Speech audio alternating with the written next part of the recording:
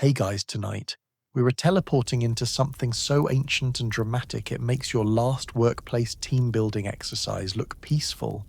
That's right, ancient Greece, not the philosophical Instagram version where everyone lounges in white linens talking about the meaning of life. No, we're going into the sweaty, confusing, sandal-strapped reality, the one full of questionable hygiene, relentless sun, and at least one guy named Nikos yelling about olives. Before we dive in, do me a tiny favor like subscribe and leave a comment, but only if you actually enjoy this. No pressure. I mean, pressure is for city-states fighting over which goat is best. Just tell me where you are listening from and what time it is. At least a few of you are doom-scrolling horizontally at 3:12 a.m. Now dim the lights, turn on a fan for that Aegean sea breeze effect, curl your toes inward just in case stray ancient rats arrive, and settle into that delicious pillow crater. Let us get curious. Have you ever wondered what it's like to wake up in a world where philosophy is viral content but nobody understands soap? Where your favourite sports include wrestling strangers in the dirt and your healthcare plan is try praying harder? Did everyone smell like olives dipped in sunshine and regret? How often were you tripping over discarded pottery? Was democracy just a guy screaming in the marketplace? If someone yelled, "Sparta is coming," did you A. Run, B. Hide, or C. Attempt to negotiate with a philosopher who once stopped comparing your life to shadows on a cave wall? And now, congratulations, you've just woken up in ancient Greece. Your mattress is straw, your clothes are itchy, and someone is aggressively roasting goat outside your window. Good luck. You open your eyes to a chorus of roosters, neighbors yelling, and pottery clinking. It's early. Much earlier than any modern alarm clock would dare disturb you. The sunlight barges into your room like it owns the place, blazing through an open window because curtains have not yet graced the human imagination. Your bed is a pile of straw, a mattress with the texture of an uncooperative toothbrush, and your back feels like it lost a wrestling match against a bag of gravel. You try to roll over, but every movement is accompanied by a suspicious crackle, either the straw your spine or a mouse with strong opinions. Let's talk about the room you've woken up in. You're inside a humble Lycos nothing fancy, just clay walls, a dusty floor, and furniture held together by hope. The air smells like olive oil, wood smoke, and a level of sweat that raises spiritual questions. You blink a few times, adjusting to a world where deodorant does not exist. Somewhere, a baby is crying. Somewhere else, a goat is loudly judging everyone. Your morning soundtrack is basically a chaotic farm animal symphony, accompanied by your neighbor Stavros arguing with his wife about bread rationing. You swing your legs over the edge of your nest-like sleeping area, feet landing on cool-packed earth. No slippers, no fuzzy socks, just the dusty reminder that floors are well floors. It is chilly, but no one here believes in central heating. If you want warmth, it is available only in the form of a smoky hearth that occasionally tries to choke the family. You rub your eyes. Someone coughs outside, probably the elderly neighbor, who's been alive since the Trojan War, and claims he once met Achilles. Nobody believes him. Let's talk morning hygiene, a concept we use loosely here. You grab a jug of water that looks like it has seen things. The water is either lukewarm or aggressively cold. There is no in-between. You splash your face, attempting something that could be considered washing. It smells faintly of clay and regret. Soap isn't common, yet you just briskly rub your limbs like you are polishing a statue. Congratulations, you're now clean. As you straighten, the house begins to move with you. The inner courtyard fills with footsteps, and someone is feeding chickens while muttering threats. The walls are thin. Privacy is a myth. Every cough, whisper, and stomach gurgle is public information. You thought having roommates in your 20s was rough. Here, even your in-laws can hear you blink. Now let us talk architecture. Your home centers around a courtyard part living space, part workshop, part family gossip station. Rooms radiate off this open-air square like spokes on a wheel. When it rains, you quickly learn where the leaky spots are.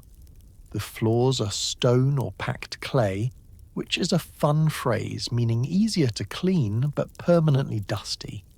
Your house looks like it was sculpted from bread dough and left in the sun too long.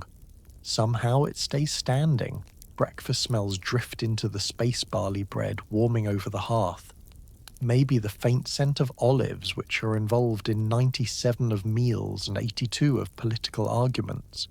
Your stomach grumbles. You shuffle toward the kitchen area, which is less kitchen and more a smoky corner dedicated to food-related chaos. You pass by your mother, who's already been awake for hours, doing a combination of cooking, praying, and light existential reflection. She hands you bread that is slightly softer than your mattress. You pretend to enjoy it. Let's talk clothing, or the first attempt at putting yourself together. Your chiton hangs somewhere, a rectangle of fabric you fasten around your shoulder, with a pin sharper than your words before coffee. You slip it on, trying not to stab yourself. It's linen, scratchy, and effortlessly wrinkled. You briefly fantasize about the future invention of sweatpants. Outside, the day is fully awake. The agora is already bustling. Merchants set up stalls, chickens escape, and philosophers stretch in preparation for a long day of telling strangers they re-wrong. The air smells like dust, olive oil, and ambition. A man jogs past yelling about Sparta again. You sigh. It's too early for war metaphors. You step into the courtyard just as the sun climbs higher, warming everything, including your anxiety. You take a deep breath of fresh Mediterranean air. It tastes like adventure and goat. But this is your home, and despite the lack of plumbing, heating, or privacy, it's kind of charming. Or maybe you're just too tired to resist. Eventually you join the rhythm of the household. Someone asks you to fetch water. Someone else tells you to sweep. You accept your fate. Ancient Greece is not a place for leisurely mornings. It's a place where chores start early and breakfast crumb envy can lead to full-on arguments. The rooster crows again late somehow, and you consider eating him for dinner. But instead, you drink watered wine and try to smile. Congratulations, you've survived waking up.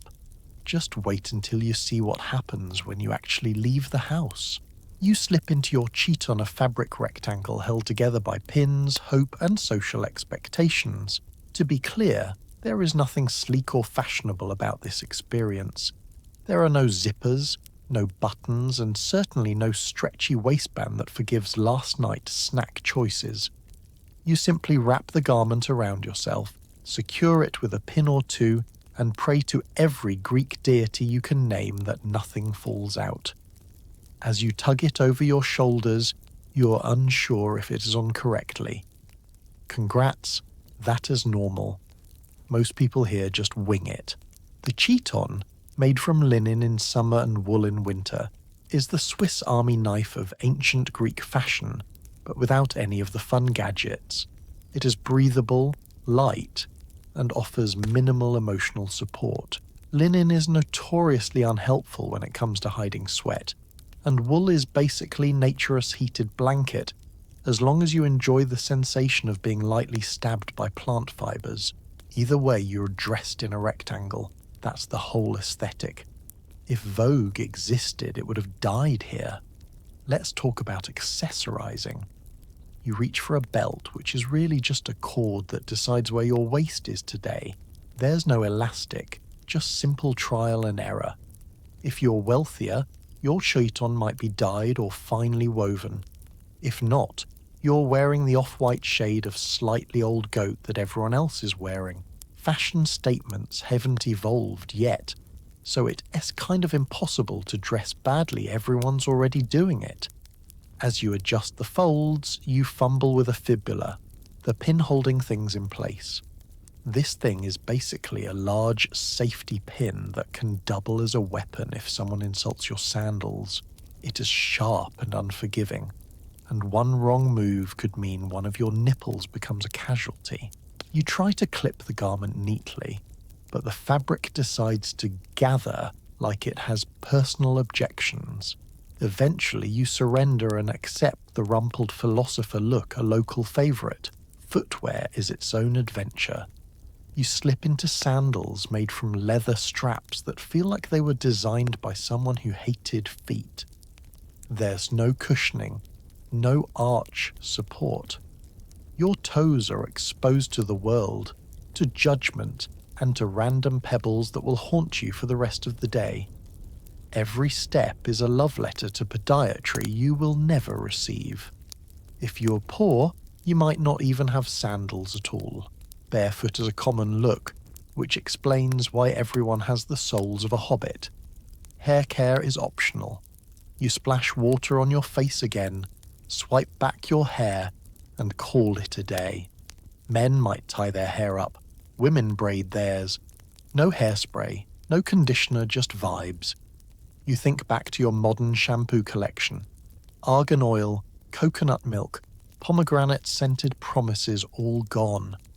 Here, your hair is a living testament to humidity and fate. Jewelry is rare unless you're wealthy.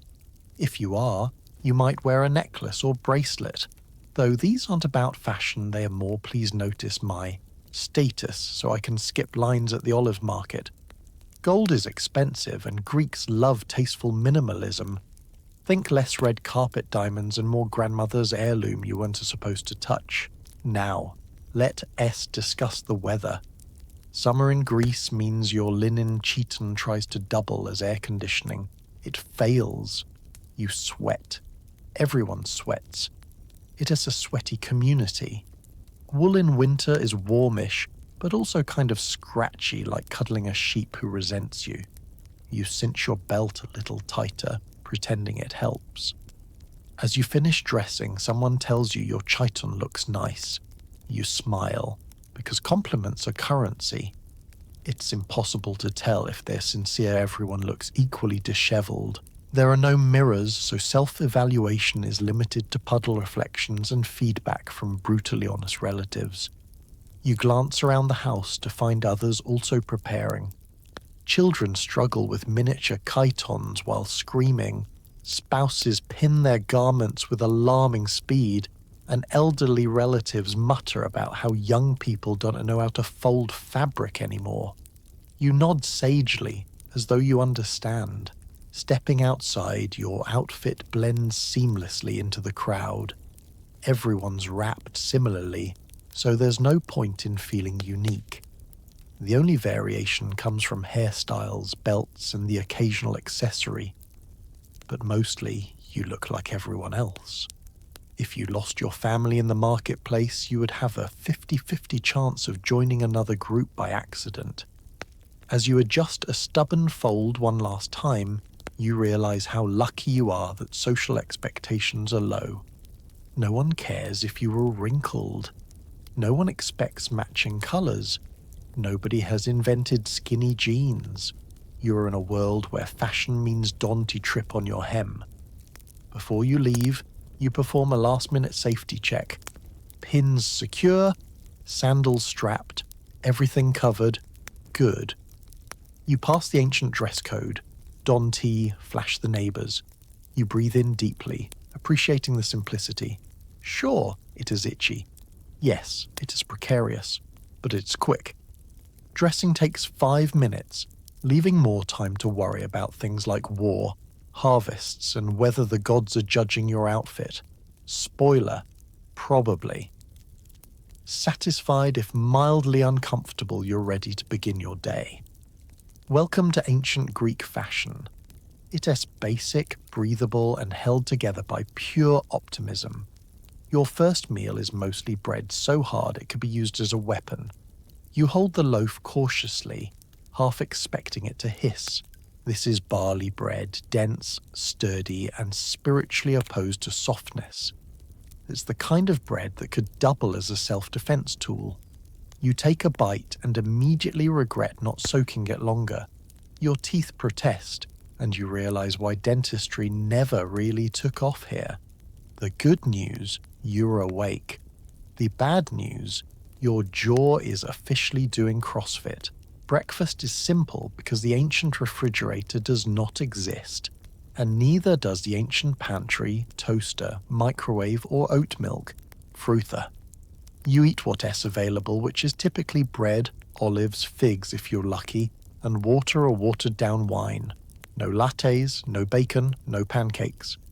If you want something sweet, you might get honey, but honey is expensive, so don't get attached.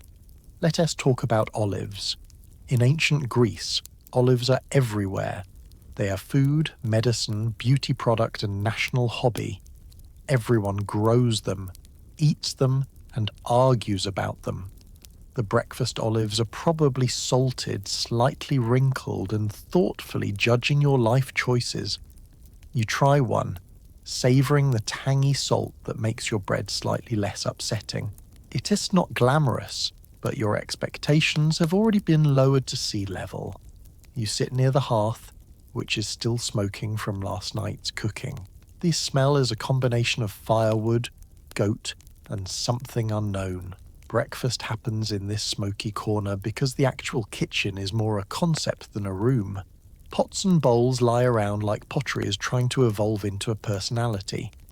Someone stirs leftover porridge while swatting a chicken away. The vibes are cozy, chaotic, and mildly ashy. Let us zoom out. Most families, especially poor ones, eat simply in the morning. The idea of a hearty breakfast to start your day would confuse them. Food is survival, not celebration. If you are a farmer or artisan, you eat quickly, then head to work. If you're wealthy, your breakfast might include cheese, fruit, and extra olives. Still no pancakes. Abundance remains theoretical. You wash the bread down with watered wine, yes, even in the morning. It's normal. Wine is safer than water because water might be questionable, and nobody wants a side of dysentery with breakfast. So you sip the weak wine, pretending it tastes like something nice from a bottle, instead of something fermented in a jug that looks older than Zeus. Someone at the table mentions chores. This is unavoidable. Breakfast is not a leisurely event, it is a pit stop before real life begins. Your mother hands you a fig, probably to encourage you to stop looking sad. It is soft, sweet, and tastes like a brief moment of peace. You consider crying, but there's no time. The day waits for no one. Let's take a sensory tour. The bread crunches beneath your teeth like gravel. The olives pop with brine, waking up your taste buds. The hearth crackles. Roosters scream relentlessly in the courtyard, apparently unaware that they've already called everyone awake twice. There is chatter voices blending with the scrape of pottery, the shuffle of sandals, and the soft hiss of olive oil warming in a pan. You finish your meal and feel not full but functional. Breakfast here is utilitarian. It gives you energy to work a long day under the Mediterranean sun. You wonder what pancakes taste like. Then you realize pancakes won't exist for a while, so it is best to stop thinking about them before you spiral. Let us talk social dynamics. Kids eat quickly because they were expected to help immediately, fetching water, sweeping floors, or annoying siblings. Women manage the household and food prep. Men may already be thinking about the Agora public square, marketplace, political theatre, and are mentally preparing to fight a stranger about taxes or philosophy. If you're wealthy, breakfast might also be discussion time, news, politics, family status. If you're not, breakfast is how fast can we eat before chores start. Either way, no one is lingering at the table to debate maple syrup consistencies. Someone hands you a small chunk of goat cheese. It's fresh, tangy, and delicious. It's the most luxurious part of this entire meal. You savor it slowly while staring at your bread like it personally offended you. You try dipping it into olive oil, which improves nothing and yet somehow everything.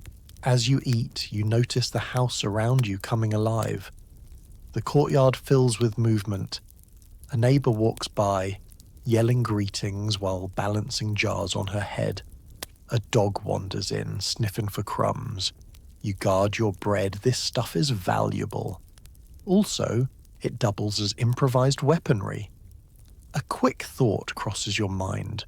Breakfast in modern times involves menus, coffee choices, and pastries so fluffy they defy science. Here, you are grateful for a fig. And honestly, it is strangely calming. There are no decisions, no sugar crashes, just bread, olives, and acceptance. The simplicity is almost comforting, like life turned down to a lower volume.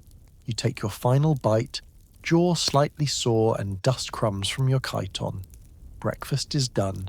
You feel steady, ready, maybe a little salty, but that's just the olives.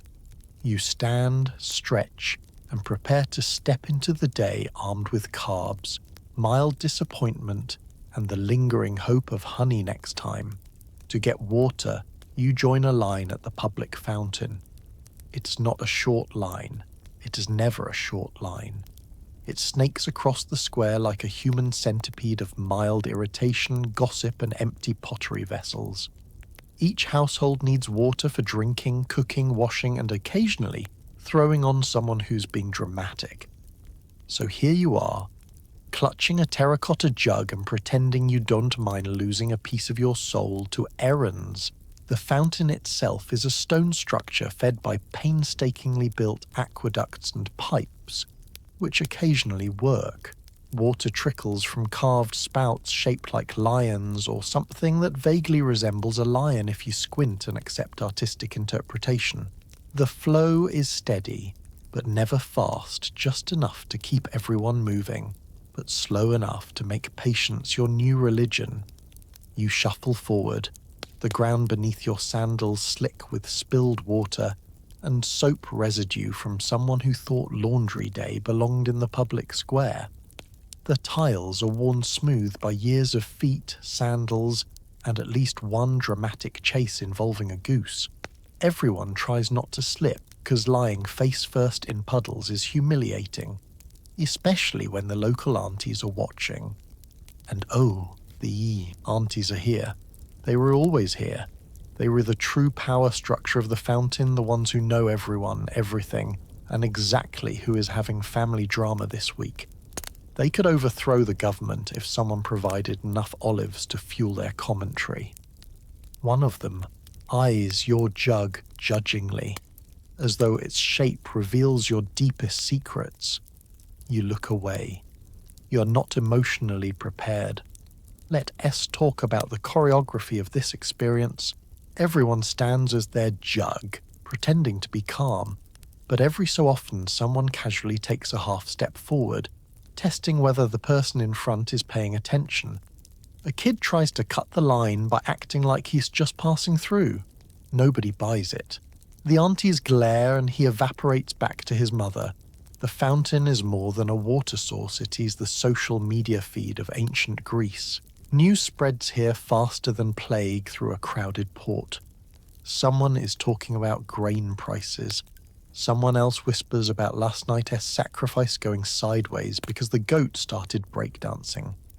A man is loudly explaining politics to anyone who didn't he ask. And he is wrong, he always is, but nobody stops him because democracy means listening politely while dying inside. When it is finally your turn, you approach the stream like it is sacred. You angle your jug to catch as much water as possible without splashing your feet, because wet toes guarantee blisters and sadness. The water is surprisingly cold and smells slightly mineral fresh by ancient standards.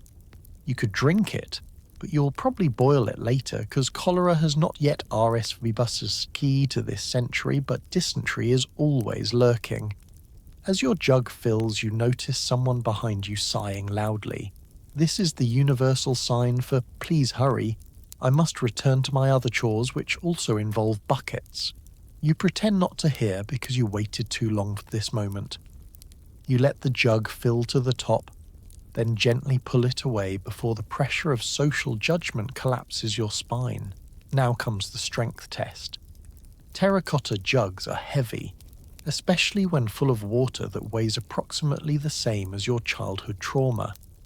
You lift it with both hands, balancing it against your hip. Elite vase carriers sometimes put them on their head and walk away no-handed, but you are not elite. You are deeply average and don't want to risk shattering your only water container because of pride. You begin the long trek home. The street is uneven, dusty, and lined with vendors shouting things like, "Fresh fish! I caught it probably today," and new sandals, only slightly used. The jug sloshes with every step. Your arms ache. You wonder how people do this multiple times a day, then realize they don't complain because complaining won to invent plumbing. As you walk, you pass small shrines, stray cats, and one philosophical man talking about how water symbolizes the soul. You ignore him because your soul is currently busy not spilling down your leg. Reaching your home, you set the jug down and exhale like you just returned from war. Someone inside the house immediately says, "We need more water." You consider collapse, you consider rebellion, but instead you accept your fate. Because here, the fountain is part of life, a daily ritual of work, community, gossip, and slippery tiles trying to end you.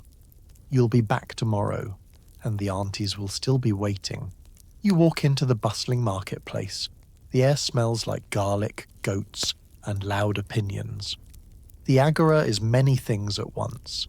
Marketplace, courthouse, gossip lounge, political arena, and general chaos pit. If ancient Greece had a town square, Facebook, Home Depot, a very angry debate team, this would be it. Every corner is alive with motion sandals scuffing, pottery clanking, vendors shouting, and somewhere, a man urgently trying to barter for onions like his life depends on it. You step carefully across uneven stones, trying not to trip on a crack that looks like it's been there since Zeus was in diapers. Goats meander freely, staring at you like you're the weird one. The air is a mixed perfume of fresh herbs, drying fish, and at least 7 different body odors. Everyone here seems to have an opinion, and nobody believes in inside voices. Let S set the scene. Stalls stretch in rows like a maze of temptation and regret. Each vendor has their cluster of goods balanced on tables, mats, or just straight on the dirt. Clay pots in every imaginable shape. Bread that looks marginally softer than the stone it sits on. Jugs of olive oil glistening in the morning sun like liquid gold, expensive gold. Figs dance in baskets. Fabrics sway gently. Metals gleam under the sun, ready to become jewelry, weapons, or very dramatic hairpins. A man is selling fish. He announces loudly that he caught them just an hour ago, though it is suspiciously early in the day and at least one of them looks like it is questioning its own existence. Nearby, a woman shouts over him, "She's selling herbs for medicinal purposes to cure everything from headaches to heartbreak." You lean in. She says her mint can heal betrayal. You decide to buy some just in case. Of course, the Agora is not only about buying things, it's where people exchange news, or more accurately, gossip disguised as news. 2 old men are whispering loudly about upcoming festivals. Another group debates whether Sparta is preparing for war again. A third group debates whether Sparta is preparing for war again because, frankly, that's always a possible answer. Philosophers roam too, wearing unruly hair and the look of someone who's been thinking too much about whether chairs exist. One of them corners a teenager and begins explaining that reality is a shadow of our perception. The teenager nods politely while scanning for escape routes. The philosopher doesn't notice. He's far too deep in the cave. You back away slowly before he redirects his philosophical beam toward you. You overhear a heated conversation by the fountain. A citizen is furious because someone tried to raise the price of barley. Another argues that democracy means they should be allowed to vote on barley pricing right there. Someone else suggests that maybe they should all go home. No one listens. Let's talk politics, because here, politics is more than an interest, it's a sport. If you're a male citizen, you're encouraged to get loud about civic matters. Everyone has thoughts on taxes, military duties, and whether the public granary is adequately stocked. You might think you're safe because you're just here to buy olives. You're wrong. A stranger approaches you, eyes blazing, and asks how you would solve the city's newest problem. You stutter something about better farming. He nods thoughtfully and wanders away, probably to start a campaign. Meanwhile, musicians play strings and pipes, trying to make a few coins while drowning in the noise. A child dances. His mother doesn't see because she is too busy negotiating vigorously for sandals. The shoemaker holds firm. Those sandals are barely broken in. The ground beneath you is dusty, coated in the residue of decades, maybe centuries of feet, wheels, and goat hooves. Every step sends up a little cloud, and soon your sandals and chiton are decorated with a fine beige coating. Congratulations, you now match your surroundings. You pause at a pottery stall, admiring well-shaped amphorae. One is painted with a myth, maybe Theseus tackling the Minotaur, or maybe some guy who lost a wrestling match with a cow. It is hard to tell. The potter assures you it is beautiful. You nod. He offers a price. You gasp. He offers a lower price. You consider your budget, which is firmly no. Further in, a food stall tempts you. Grapes glisten like jewels. Someone slices cheese, the scent rich and earthy. You smell honey cakes and feel sudden longing. Your stomach rumbles. You think about breakfast. You try to negotiate. The vendor gives you a look that says, "I have children. Do not lowball me." You buy a fig instead. Even animals seem to have business here. Dogs trot about, claiming territory with confidence. Chickens sneak under tables. A donkey stands in the middle of the path, refusing to move. People work around it because that donkey is someone's grandfather in animal form and deserves respect. Everywhere you turn is a spectacle. A man claims he has olive oil so pure it came from Athena herself. His spice seller insists his saffron is magic. A stranger teaches children math without permission. The agora is just built different. You try to head home, but someone starts telling a story about a friend's cousin's uncle who saw Apollo in a dream. 5 people gather to listen. You join, because why not? The story takes a turn, becoming less about Apollo and more about someone losing a chicken. No one is surprised. Eventually you navigate out of the chaos, your ears still ringing and your arms full of olives, herbs, and possibly regret. You inhale deeply. The air outside smells slightly fresher, less garlic, more dust. Congratulations, you went to the agora. You survived yelling, goats, and unsolicited political opinion. And tomorrow, like everyone else, you'll be back. Whatever job you have, farming, pottery, weaving, you are working with your hands. There are no ergonomic office chairs here. No email. No weekly Zoom check-ins where everyone pretends their mic isn't working. In ancient Greece, your work is physical, practical, and often involves getting very sweaty before the sun finishes waking up. You rise with daylight, because illumination requires a flaming oil lamp, and those things smell like disappointment and fire hazards. Let us start with the farmers, because most people here farm. You step out to the fields with nothing more than a hoe, stubborn optimism, and sandals that have all the arch support of a tortilla. The soil is rocky, the sun is merciless. and rain is a guest who forgot your address. Farming demands patience. You plough, you sow, and you hope the gods and your neighbour's goats are merciful. Every major crop matters: grain, olives, grapes. The olive tree is your boss now. It will take 15 years to mature, and it doesn't accept excuses.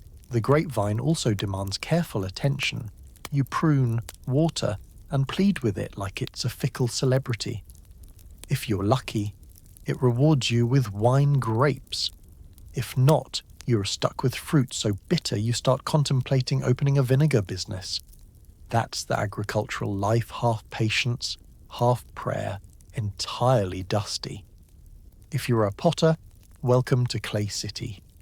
You spend hours hunched over a wheel powered by your foot, shaping pottery that will either end up in a wealthy person's kitchen or smashed in an argument 3 weeks later. Your hands are permanently stained the colour of earth. You've inhaled enough clay dust to qualify as a terracotta respiratory sculpture. But there's pride in the work. Amphorae, bowls, lamps, they are necessary, beautiful, and occasionally painted with scenes of heroes fighting monsters, or just regular people demonstrating questionable fashion choices. Weaving is another essential craft. Women, mostly, sit at large upright looms, spinning fibres into thread, then thread into fabric. The rhythm is calming, but it is a full-body workout disguised as domestic labour. You make clothing, blankets, and textiles that end up everywhere, from your neighbour Eschaiton to trade exports that keep your city afloat. Your fingers are nimble, your back aches, and you find yourself muttering at knots like they're sentient troublemakers. Blacksmiths, meanwhile, live in a permanent sauna. Armed with a hammer, bellows, and fire, they hammer molten metal into tools, weapons, and household items. They are respected, feared, and always coated in soot. Walking past a smithy is like walking past a dragon with anger issues. Sparks fly, metal clangs, and everyone within 10 feet smells like smoke. Maybe you're a carpenter, shaping wood into tools, furniture, boats, and occasionally repairing things someone else shattered during a festival. Saws and chisels guide your day. Splinters guide your nights. Your hands are calloused into stone. You can eyeball a straight line so perfectly that future architects would weep. If you're one of the very few merchants, your life is haggling. You buy goods from artisans or farmers, then bring them to market hoping to sell high. You must socialize like a caffeinated diplomat. You smile, you flatter, you argue about prices, and occasionally you get robbed by a customer's goat. The hustle is real. Maybe your job is more specialized like sculptor, healer, or professional storyteller. Sculptors chisel marble until it looks like a beautiful god, or until the nose falls off and they start over. Healers mash herbs together, apply poultices, and pray their theories about bodily fluids dawn to get someone killed. Storytellers travel from town to town recounting myths, heroic sagas, or recent scandals disguised as heroic sagas. For many, work is family business. You don't choose your path, you inherit it. If your father is a potter, congratulations, you're now a potter too. If your mother weaves, you weave. And if your parents are farmers, you'll spend a lot of time talking to soil. There's no career guidance counselor here, just inheritance and survival. There is no such thing as dental insurance. If a tooth hurts, you see a healer who prescribes herbs, prayers. Hope you don't die. Preventative care is chewing carefully and not upsetting the gods. Workdays are long. You start at sunrise and keep going until the sun politely suggests that you stop. If it's the summer, you might take a break at midday to avoid being roasted alive. If it's winter, you work until your fingers turn into icicles. There are no weekends. Time off only comes during festivals or when war interrupts everything, which is a bleak version of PTO. Physical strain is constant. Your muscles ache, your skin tans aggressively, and your feet look like you've been walking on disappointment for years. But there is camaraderie, neighbours helping neighbours, sharing tools, trading stories. Work is communal. If someone needs an extra hand, people pitch in. Not because there is a union, because tomorrow they might need your help. Satisfaction comes quietly. A sturdy pot, a successful harvest, a tunic with no crooked seams. You celebrate small victories because big ones are rare.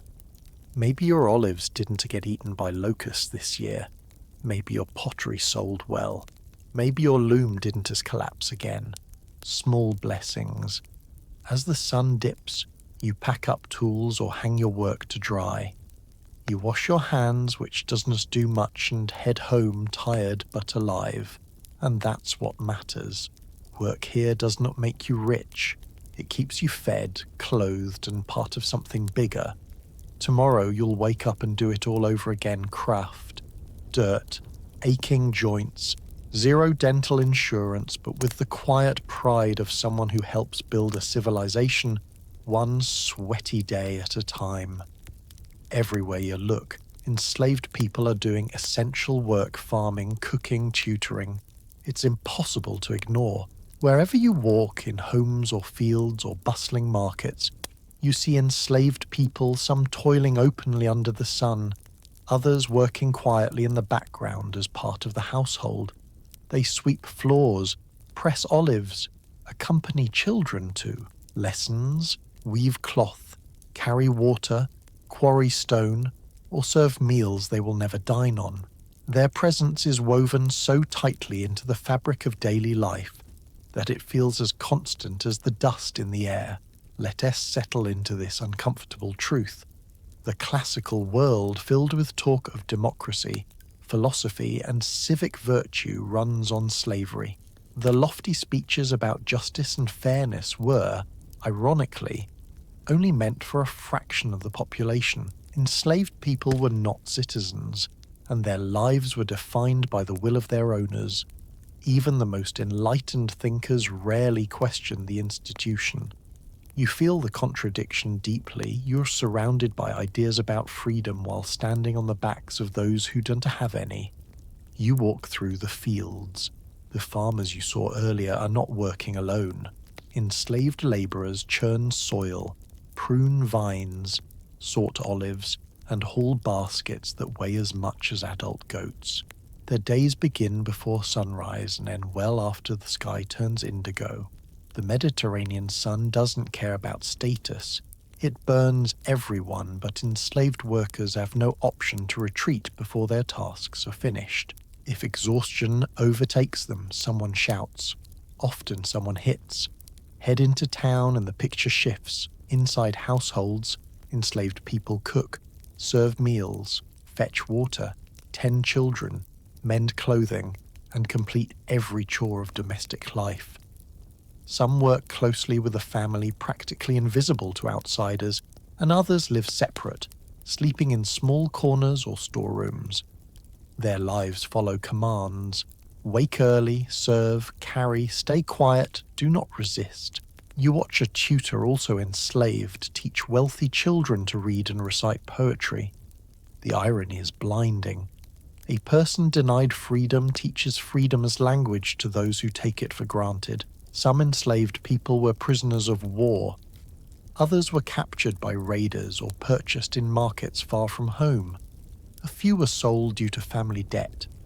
Their origins vary: Thracians, Persians, Syrians, Egyptians, and the Greek world sees them as others, not fully human, not worthy of autonomy. This belief justifies everything to those in charge. If you squint at the system, you'll find subtle layers.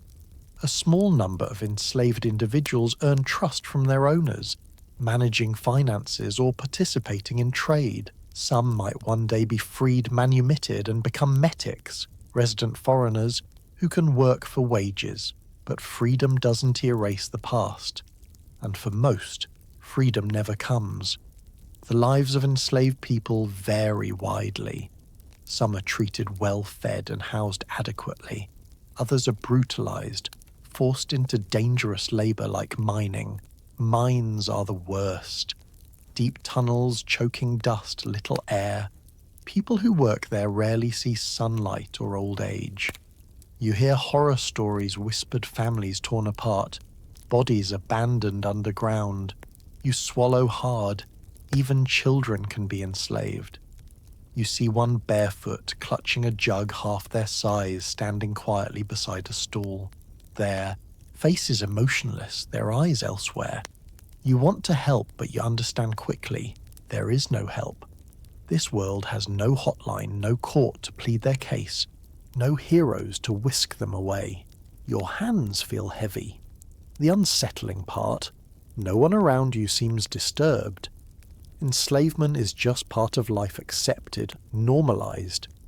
Even those who aren't enslaved but are anti-citizens, either the poor, the foreign-born shrug, they are just glad it isn't them. You realize that empathy is limited when survival is hard. Your mind spirals. You remember the talks about democracy in the Agora, the philosophers with their fanciful theories about justice, the poets praising beauty and heroism. None of them mention the enslaved hands that support the system. The hypocrisy is suffocating. You watch as a woman enslaved grinds grain steadily, her body moving automatically. The stone turns, flour dust rising into the air. She offers bread to a child not her own. The child takes it and runs. She returns to her work. Day blends into evening. In many homes, enslaved people still serve lighting lamps, preparing meals, tending fires while free citizens relax. No one thanks them. You sense how essential, yet invisible, these lives are. And although you came here out of curiosity, this moment teaches you something heavier. Ancient Greece is beautiful and brilliant in many ways, but beneath the marble and philosophy lies a truth you cannot ignore. A truth built on backs that never get to rest. If you're a woman, your world is primarily indoors cooking, weaving, raising small humans who run on olive oil and chaos. The house is your universe. The courtyard is your sky. The streets, those belong to the loud, sandal-wearing men who claim to be running democracy while forgetting to sweep their own floors.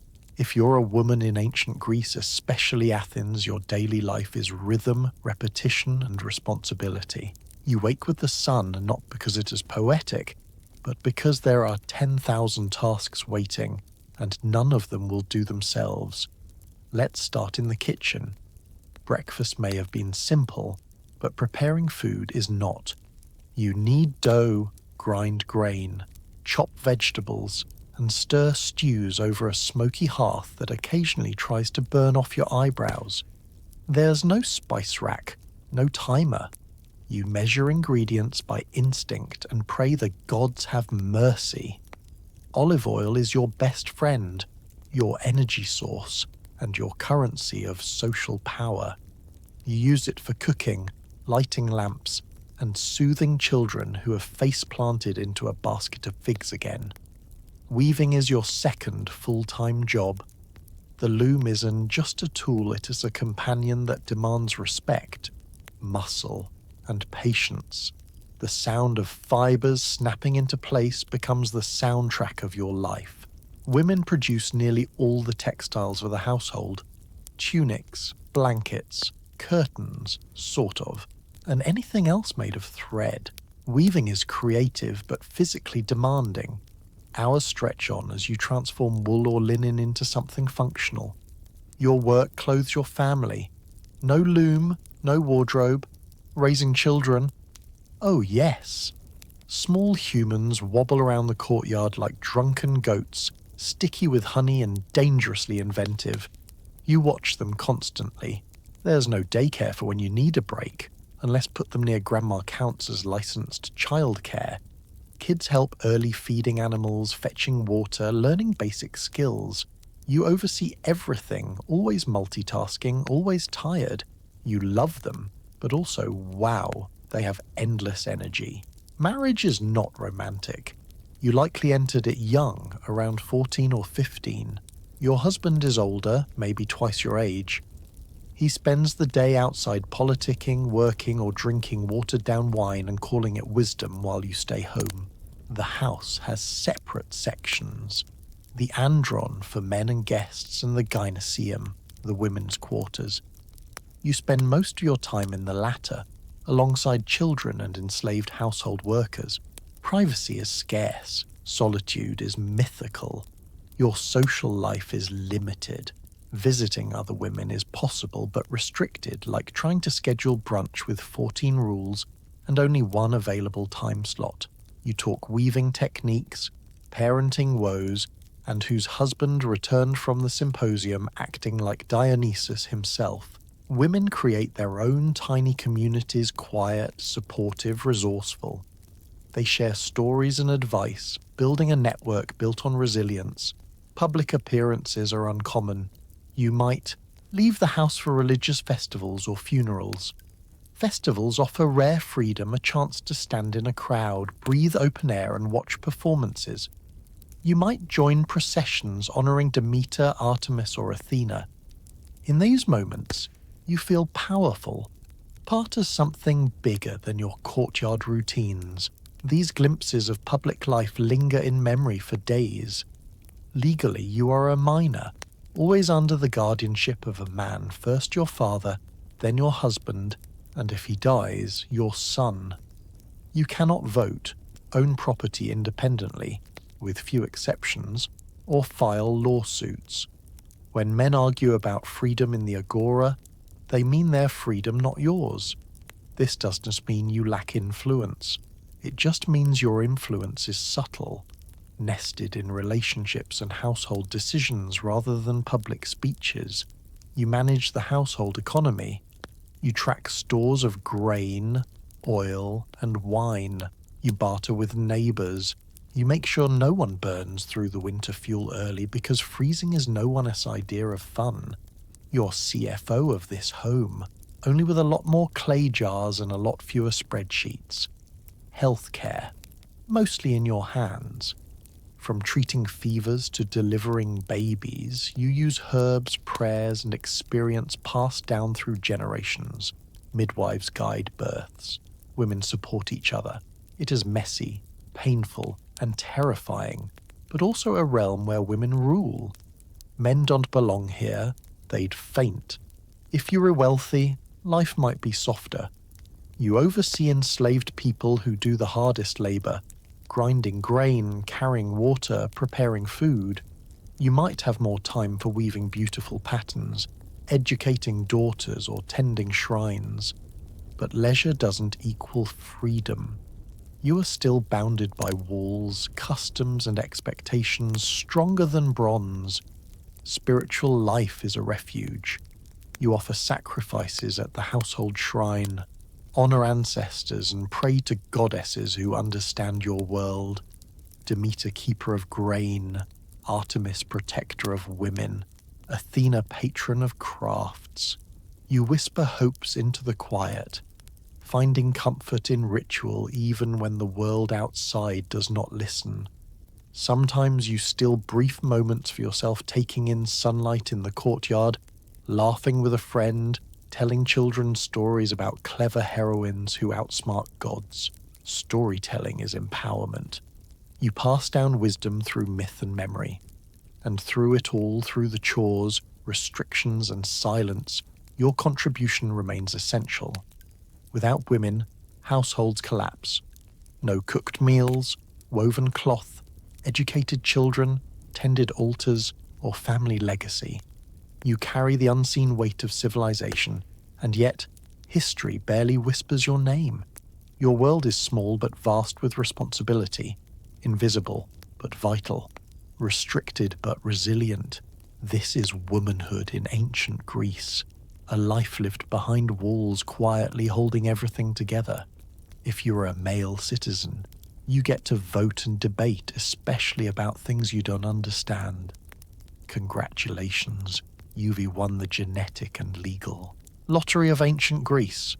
You're a free adult male citizen, which means you have political rights, you have responsibilities, you've likely never done laundry in your life, and you intend to keep it that way.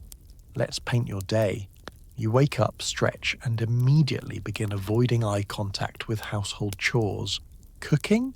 No, thank you. Weaving? Absolutely not. Childcare?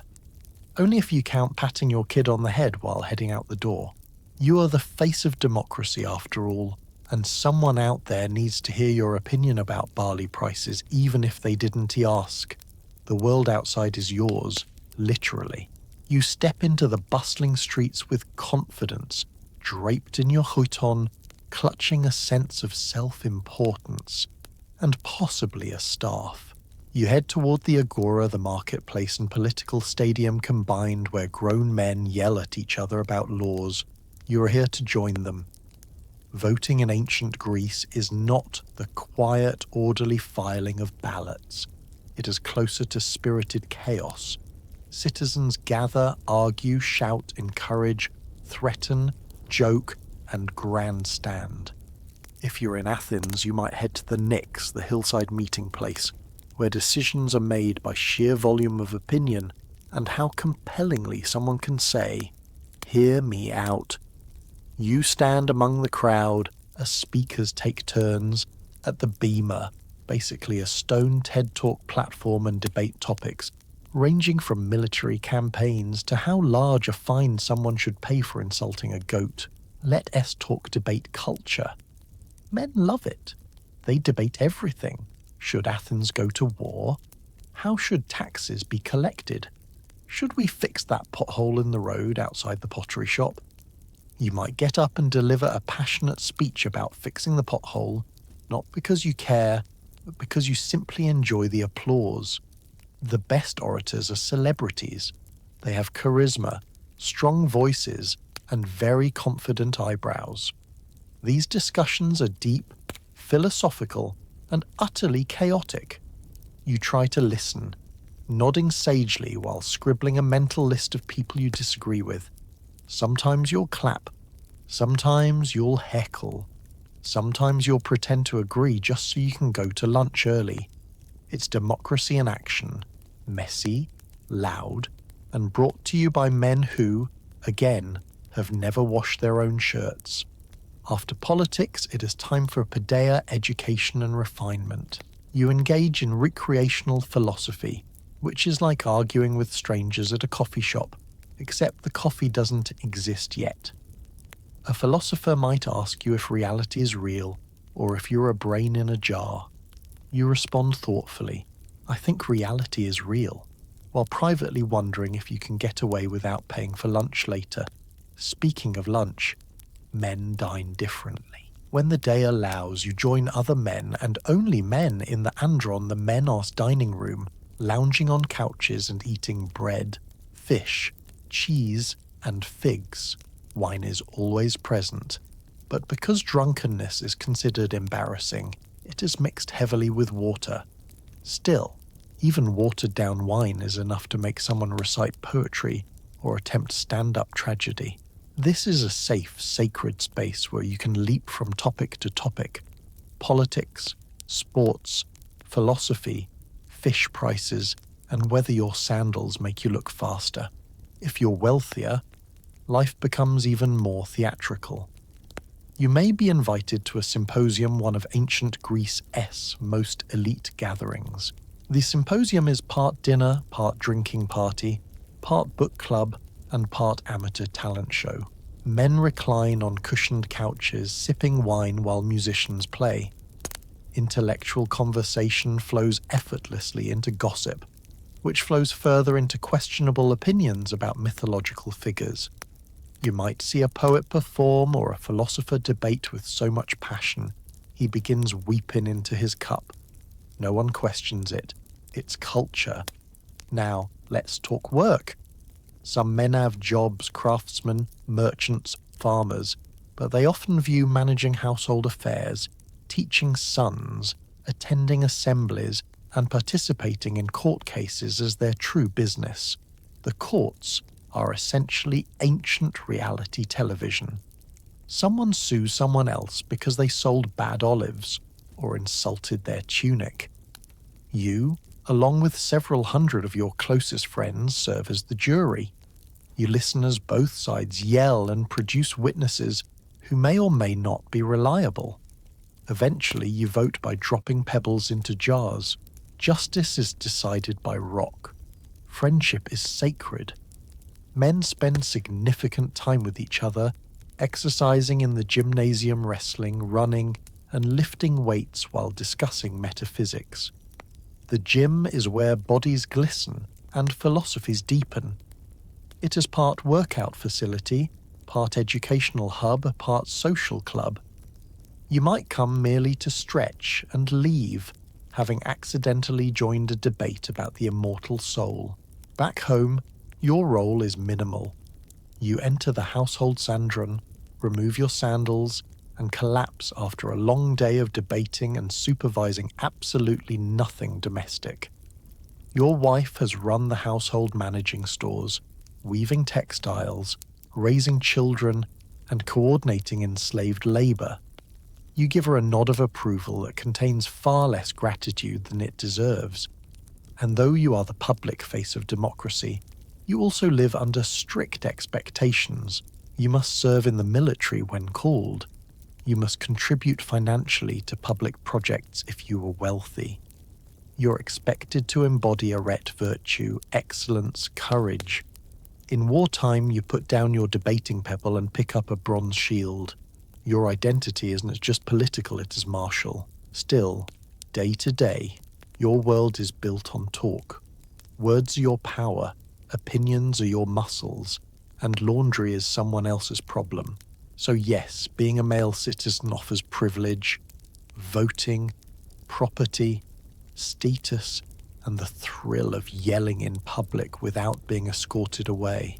But it's also a life filled with duty, debate, and the occasional existential crisis brought on by a philosopher hiding behind a column waiting to ask, what is truth? Bathing involves cold water and scraping yourself with a metal tool. Soap? Sort of. You exfoliate like a sad carrot and hope your neighbours aren't judging your form. Bathing in ancient Greece is less of a relaxing spa experience and more of a practical reset button. Rinse, scrape, pray you didn't miss a spot and hope no one nearby is silently grading your technique. Forget steamy showers and lavender-scented body wash. Your morning cleanse is conducted with cold water, a jug, and a scraper that looks suspiciously like something you'd find in a blacksmith's junk drawer. Let us start from the top. You grab a jug of water that someone probably you dragged from the public fountain earlier. This water is not warm. In fact, it's colder than the emotional temperature of your last breakup. You splash a little on your skin and instantly regret every life decision that led you to this moment. Goosebumps erupt, and you make noises normally reserved for dramatic opera. Soap as we know it doesn't exist here. Instead, you use olive oil. Yes, oil. You smear it across your body like you're prepping to be served with bread. It's surprisingly effective at loosening dirt, but it feels like you are basting yourself. Once coated, you take a strigil, your friendly metal scraper, and drag it across your skin. It collects a mixture of sweat, dirt, and regret, which you wipe onto a cloth or the floor. It's exfoliation, ancient style. It works, but the process is slightly alarming. Public baths aren't quite as luxurious as Roman ones. Some cities have bathhouses, but they're modest, no marble pools or fancy fountains. They are more like cold tile rooms where you don't want to drop your scraper. If you can make it to a public bath, you wash at home in the courtyard, hoping no neighbours are peering over the wall with judgy eyebrows. Spoiler, they are. Let ESS talk technique. You start with water. You pour it over your arms, legs, and wherever else feels particularly dusty.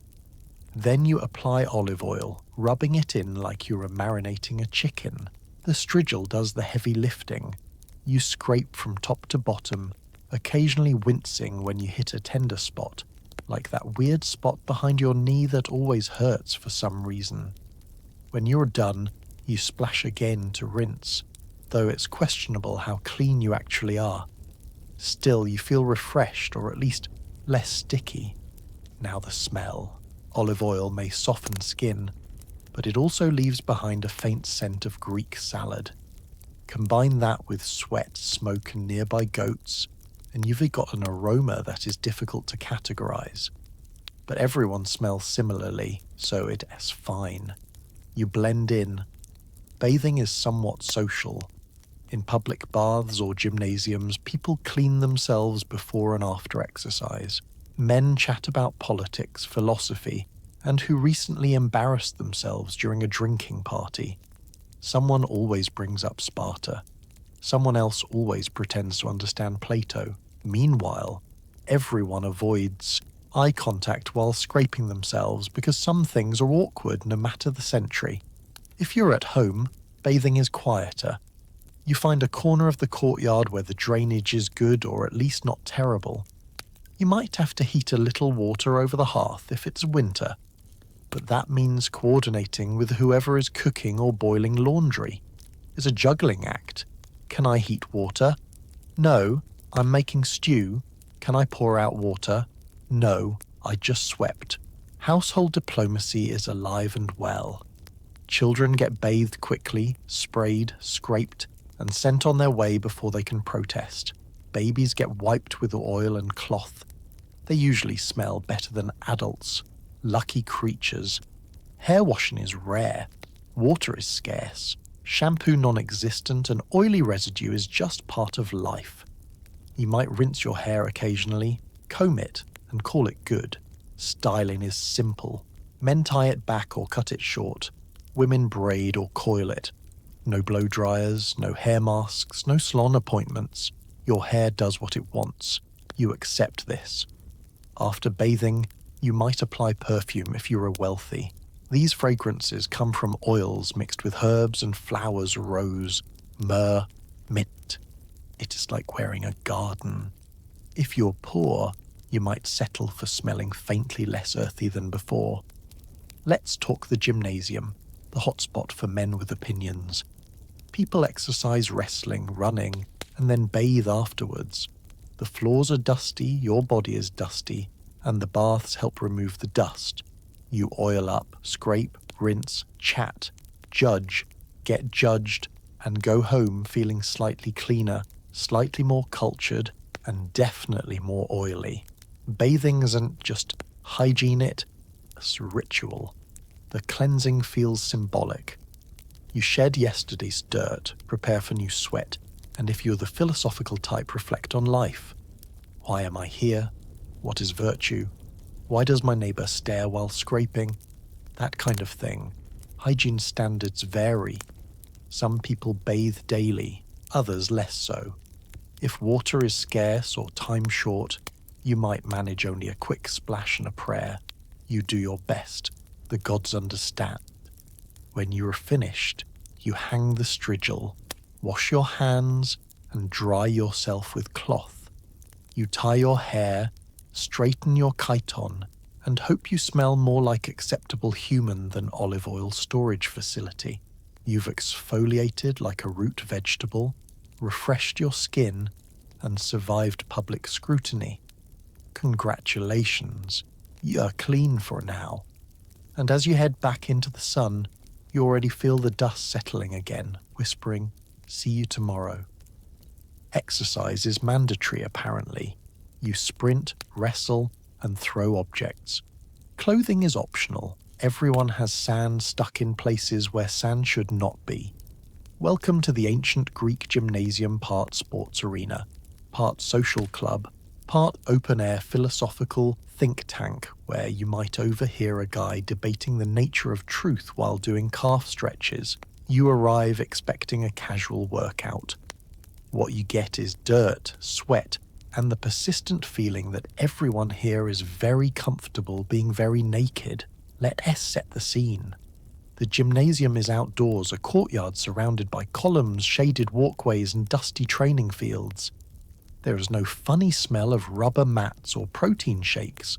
Instead, you are greeted by the earthy perfume of sun, sand, olive oil, and human ambition. Remember your childhood sandbox. This is that plus dudes wrestling. You begin with the basics, warming up. That means rubbing olive oil on yourself to prevent your skin from turning into a papyrus scroll. You're shining like a perfectly basted rotisserie chicken. Then you sprinkle yourself with fine dust to improve grip. Yes, you put oil on, then dirt on top. You look like someone seasoned you for roasting, which is fitting because the sun is relentless, and you're about to sweat like a dinner roast too. Running is the most popular activity. The Greeks take sprinting extremely seriously. They line up in the dirt, and when someone shouts, "Go!" the men explode forward in what looks like a stampede of shiny gazelles. You join in, trying your best, even though your sandals flop around like confused leather pancakes. Some people run barefoot, which seems efficient until you step on a rock and reconsider your life choices. Winners receive crowns of olive leaves. Losers receive excuses and the need for new toenails. Wrestling, or pale, is where things get intimate. You watch two men circle each other, coated in oil and dust like artisanal pastries. They grapple, twist, and attempt to throw one another onto the ground while maintaining composure and avoiding poking each other in the eye, which is somehow considered bad sportsmanship. The wrestling style is rough, but respectful. You try it, placing your hands on your opponent, who is both slippery and alarmingly determined. Before you know it, you've a face planted into the dirt and someone pats your back in solidarity. You now understand why everyone walks around with sand tucked into bodily crevices no one dares discuss. If wrestling isn't your thing, try boxing pygmachia. No gloves, just leather wraps around the hands. Opponents punch until someone gives up or has a religious experience. You watch two men smack each other with the enthusiasm of siblings fighting over the last fig. Faces get swollen, noses bleed. Someone in the crowd cheers like this is totally reasonable behavior before brunch. For those who enjoy airborne objects, there's the javelin, a long spear you hurl into the distance. The goal is accuracy and distance, but mostly distance. You grip the wooden shaft, throw with all your might, and pray it doesn't boomerang into your neighbor. Sometimes it flies beautifully. Sometimes it stabs the ground like it wants to stay there forever. Discus throwing is similar, except the discus is a heavy stone disc. You spin, release, and hope you don't accidentally start a war by hitting a Spartan inspector passing by. The gymnasium is full of chatter too. While muscles flex and dust flies, men talk. Politics, gossip, philosophy, nothing is off limits. Socrates might be lurking behind a column waiting to ask you whether courage is taught or innate. You nervously pretend to stretch so he doesn't pick you as his next discussion victim. It doesn't work, he asks anyway. You respond, yes, and he nods thoughtfully, awarding you points for trying. Coaches, trainers called paidotribai walk through the crowd shouting instructions, correcting form, or reminding you to stop wrestling like a startled octopus. They know techniques, strengths, strategies. They also know how to yell loudly. If they catch you slacking, you run laps. If you complain, you run more laps. You quickly learn not to complain. After training, it is cleanup time. Bathing is performed in the gym, so you repeat the ancient ritual. Olive oil, strigil scraping, awkward eye contact avoidance. You're so covered in dust and oil that scraping becomes both cathartic and disturbing. Dirt falls off in tiny piles that could be enough to plant a small herb garden. You rinse with cold water and feel like a salted fish being washed for market. Sports aren't just physical, they were deeply tied to Greek culture. Fitness is virtue, strength is admired, the body is considered a divine instrument, crafted to be healthy, agile, and beautiful. Citizens are expected to stay battle-ready, because war is always lurking around the corner like an overeager salesman. And of course, there are competitions. Local contests test your skills. If you're good, really good, you might make it to the Olympics. That's right. The original Olympics held in Olympia, where athletes from across the Greek world gather to compete naked in front of cheering crowds. Winners are celebrated with parades, poetry, and bragging rights forever. Losers, well, they go home with bruised egos and enough sand to refill a small beach. Not all sports involve impact. Some practice jumping using stone or bronze weights to launch themselves farther.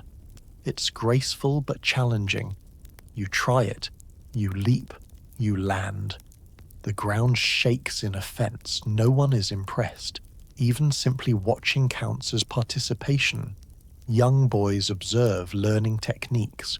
Older men encourage or critique like ancient sports commentators. Everyone except most women has a role here. Despite the sweat and dirt, the gymnasium is joyful. It's where bodies grow stronger, minds get sharper, and friendships form through shared suffering. You leave exhausted but proud, with aching muscles and the scent of olive, oil embedded into your pores. As you walk away, dust still swirling behind you, you feel a flicker of gratitude. Sure, you may never win the Olympics. You may never outrun that guy with legs like marble columns. But you lived the experience, sun on your skin, sand between your toes, ancient athleticism in your bones. And honestly, you'll be finding sand in your clothes for days. But that's part of the charm. You learn reading, writing, poetry, and philosophy. Most of it is memorized. You might imagine ancient Greek education as tranquil afternoons spent pondering life's mysteries beneath an olive tree. In reality, it's more like, sit down, memorize this epic poem the length of an audiobook. Dante asked questions until lunchtime, and please stop crying on the wax tablet. Your school day begins early. You clutch your pinax, a wax-coated wooden tablet and stylus, which is essentially a tiny metal pencil with commitment issues. You shuffle into a small schoolroom or courtyard. There are no desks, no chairs, and absolutely no coasters for your water jug. You sit on the floor, which is dusty enough to qualify as an exfoliating surface. Teaching is handled by a didaskalos, a stern, sandal-wearing educator with a voice that carries like thunder across a valley. He believes deeply in discipline, memorization, and looking vaguely disappointed. His eyebrows are permanently raised in, "I expect better of you," even though everyone knows his standards are physically unreachable. First subject, reading. You trace letters into wax, forming neat lines of Greek that look like they were trying their best. The didaskalos leans over you, nodding or frowning, depending on how many times you spell logos wrong. You get nervous and accidentally carve your name backward. He sighs deeply, the kind of sigh that suggests his spirit has left his body and's hovering above the school hoping for early retirement. Writing follows. You scrape wax, rewrite, scrape, rewrite. Mistakes are easy to fix, but also painfully obvious. You try to avoid dropping your tablet because the moment it hits the ground, your morning S-work becomes abstract art and your teacher becomes dramatically upset. Poetry is next. Homer is the star of every classroom. The Iliad and the Odyssey are your textbooks, inspirational posters, and nightmare fuel all at once. You memorize long passages line by line. Your brain strains. You start whispering verses in your sleep. At some point, you realize you have spent 6 weeks learning about a man who took 10 years to get home from a trip that should have taken 2 months. Everyone just accepts this. Music is part of your education too. You learn to play the lyre, a delicate string instrument that looks harmless but demands finger dexterity that you do not possess. You pluck awkwardly, producing notes that sound like a goat stepping on a cheese grater. The music teacher tries to remain encouraging, but secretly questions if you were born without rhythm. You tell him your lyre is defective. He is not fooled. Math shows up eventually: geometry, arithmetic, and the practical stuff needed for measuring fields or calculating how many figs you need to feed an entire symposia. You count stones, sticks, and failures of basic subtraction. There is no calculator. Your calculator is your brain, and it's having a meltdown. If you're lucky and wealthy, you graduate to the grammatists and eventually to a more advanced instructor where you study rhetoric. This is where you learn how to win arguments dramatically essential for becoming a citizen who can yell confidently at the agora. You practice speeches that begin with "Men of Athens," even if you are 12 and your audience is 3 sweaty classmates and a donkey stealing figs from your lunch. You rehearse logical reasoning, persuasive tactics, and public speaking. You learn to use long Greek words that impress people or confuse them into agreeing with you. You begin every debate as if you were opening the Olympics. Everything is dramatic. Everything is life or death, even if the topic is why figs are superior to grapes. Philosophy sometimes sneaks into lessons, especially if your teacher is one of those deep thinkers. He'll ask you questions like, "What is wisdom?" or "How do we know what is true?" You stare blankly. He stares back. You try to answer with something profound, like, "Wisdom is not falling asleep in class." He nods. He writes it down. He might quote you someday. Education is not just academic. It is moral. Boys learn arrate virtue and excellence. You are taught to be honorable, courageous, self-controlled, and clever. The Greeks believe that the body and mind must be balanced, so you go to the gymnasium after lessons to wrestle and run.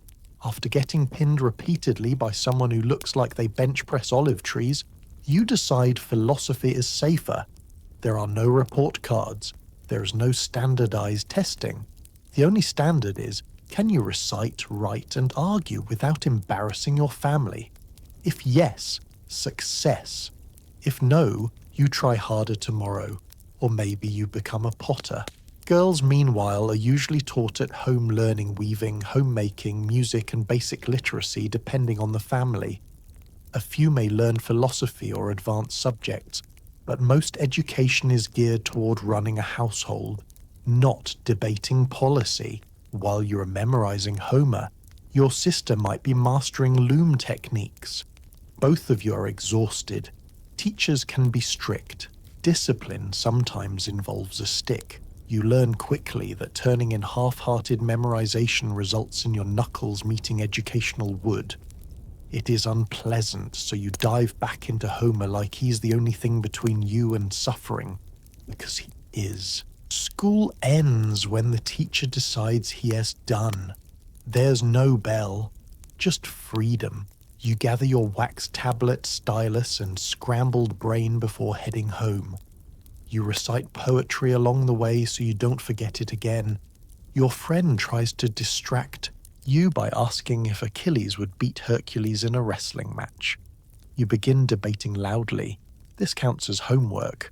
At home, you continue practicing. Your father insists you recite something at dinner. You perform 20 lines, sweating like a philosopher in a sauna. Your mother nods. She may not need Homer to run a household, but she respects the hustle. Education in ancient Greece is a marathon of memorization, music, math, and mental gymnastics. It is challenging. It is demanding. It is sometimes ridiculous. But it forms the backbone of Greek culture, producing orators, poets, citizens, and people who quote Homer unprovoked. And after all that studying, what is your prize? More Homer tomorrow. The gods rule everything. You attend rituals filled with incense, chanting, and nervous goats.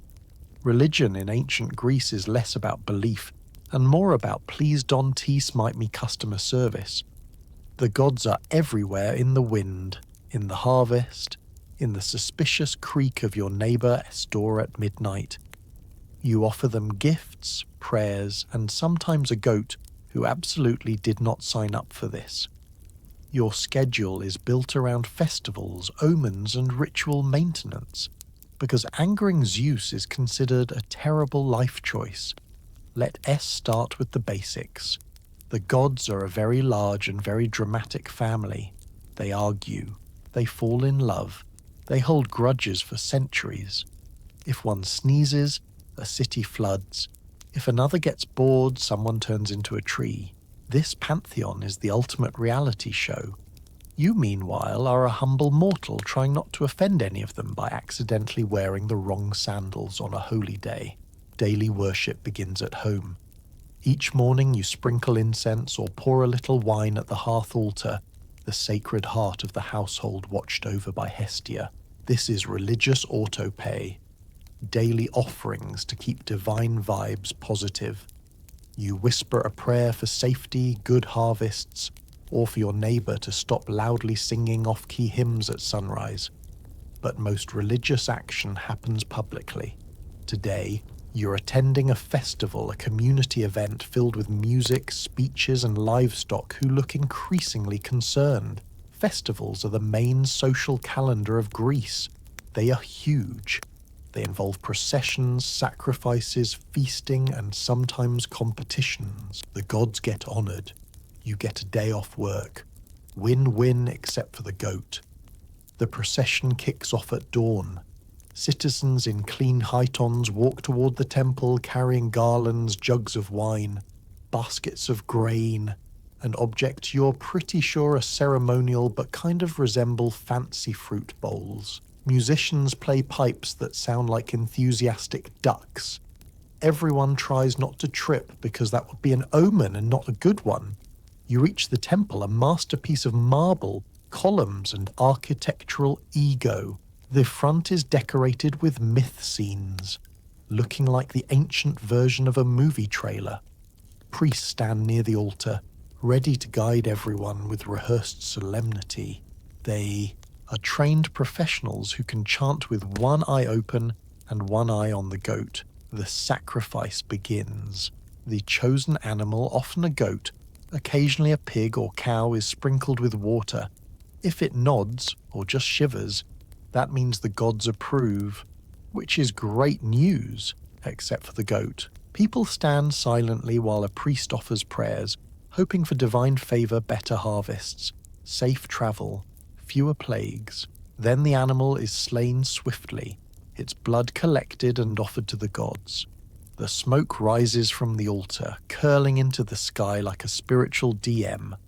Don T worry this isn't a wasteful act. Most of the animal is cooked and shared as sacred barbecue. You take a bite, and it tastes divinely smoky. Festivals mean feasts, and feasts mean everyone leaves happy, except those who ate too fast. After sacrifice comes prophecy. A priest or mantis, seer, reads signs, bird flight patterns, the way the smoke drifts, or the shape of animal organs. Ancient Greeks loved examining livers like you love reading Yelp reviews. People ask questions. Should we go to war? Is it a good year for olives? Will my mother-in-law stop commenting on my weaving? The seer gives answers that are usually helpful, vague, or both. You nod as if enlightened. Omens appear everywhere. You see a bird flying right to left, good luck. A sneezing neighbour mid-prayer, also good luck. A vase breaking before a journey, cancel your plans immediately. Life becomes a scavenger hunt for cosmic clues. You're always reading signs because missing an omen is like ignoring a calendar reminder titled Fate Meter. The gods have specific roles. Need wisdom? Athena. Looking for love or chaos? Aphrodite. Need to explain a bad decision? Dionysus. Hoping for a good harvest? Demeter. And if something goes wrong, you double-check your household shrine to make sure you didn't accidentally offend a minor god of shoestraps or unripe figs. Local gods and heroes matter too. Each village has its own favourites, maybe a river god who helps crops grow, or a hero who once scared off an angry cow. Temples and shrines crowd the landscape. You stop to pray while travelling, offering a coin or a handful of grain. Travel insurance? Basically religious bribery. Not all rituals involve animals. Some are quiet offerings, cakes, flowers, wine, or honey. You pour liquid on the ground, trusting that the earth's spiritual plumbing will deliver it where it needs to go. Other rituals involve music, dance, or theatre. Yes, Greek theatre began as religious performance. Even tragedies honour Dionysus, god of wine, revelry, and emotional breakdowns. Women often lead household rituals and participate in specific festivals. For example, the Thesmophoria celebrates Demeter and Persephone, with married women gathering for mysterious rites, offerings, and spiritual bonding. Men are strictly forbidden, probably because they interrupt with speeches. Kids get involved too. They help carry offerings, sing hymns, and learn stories about the gods. They grow up understanding that the divine is always watching, judging, and occasionally transforming people into birds. It keeps everyone humble. Your day might end with a small ritual lighting incense, thanking the gods for not destroying your house and reflecting on the stories you've heard.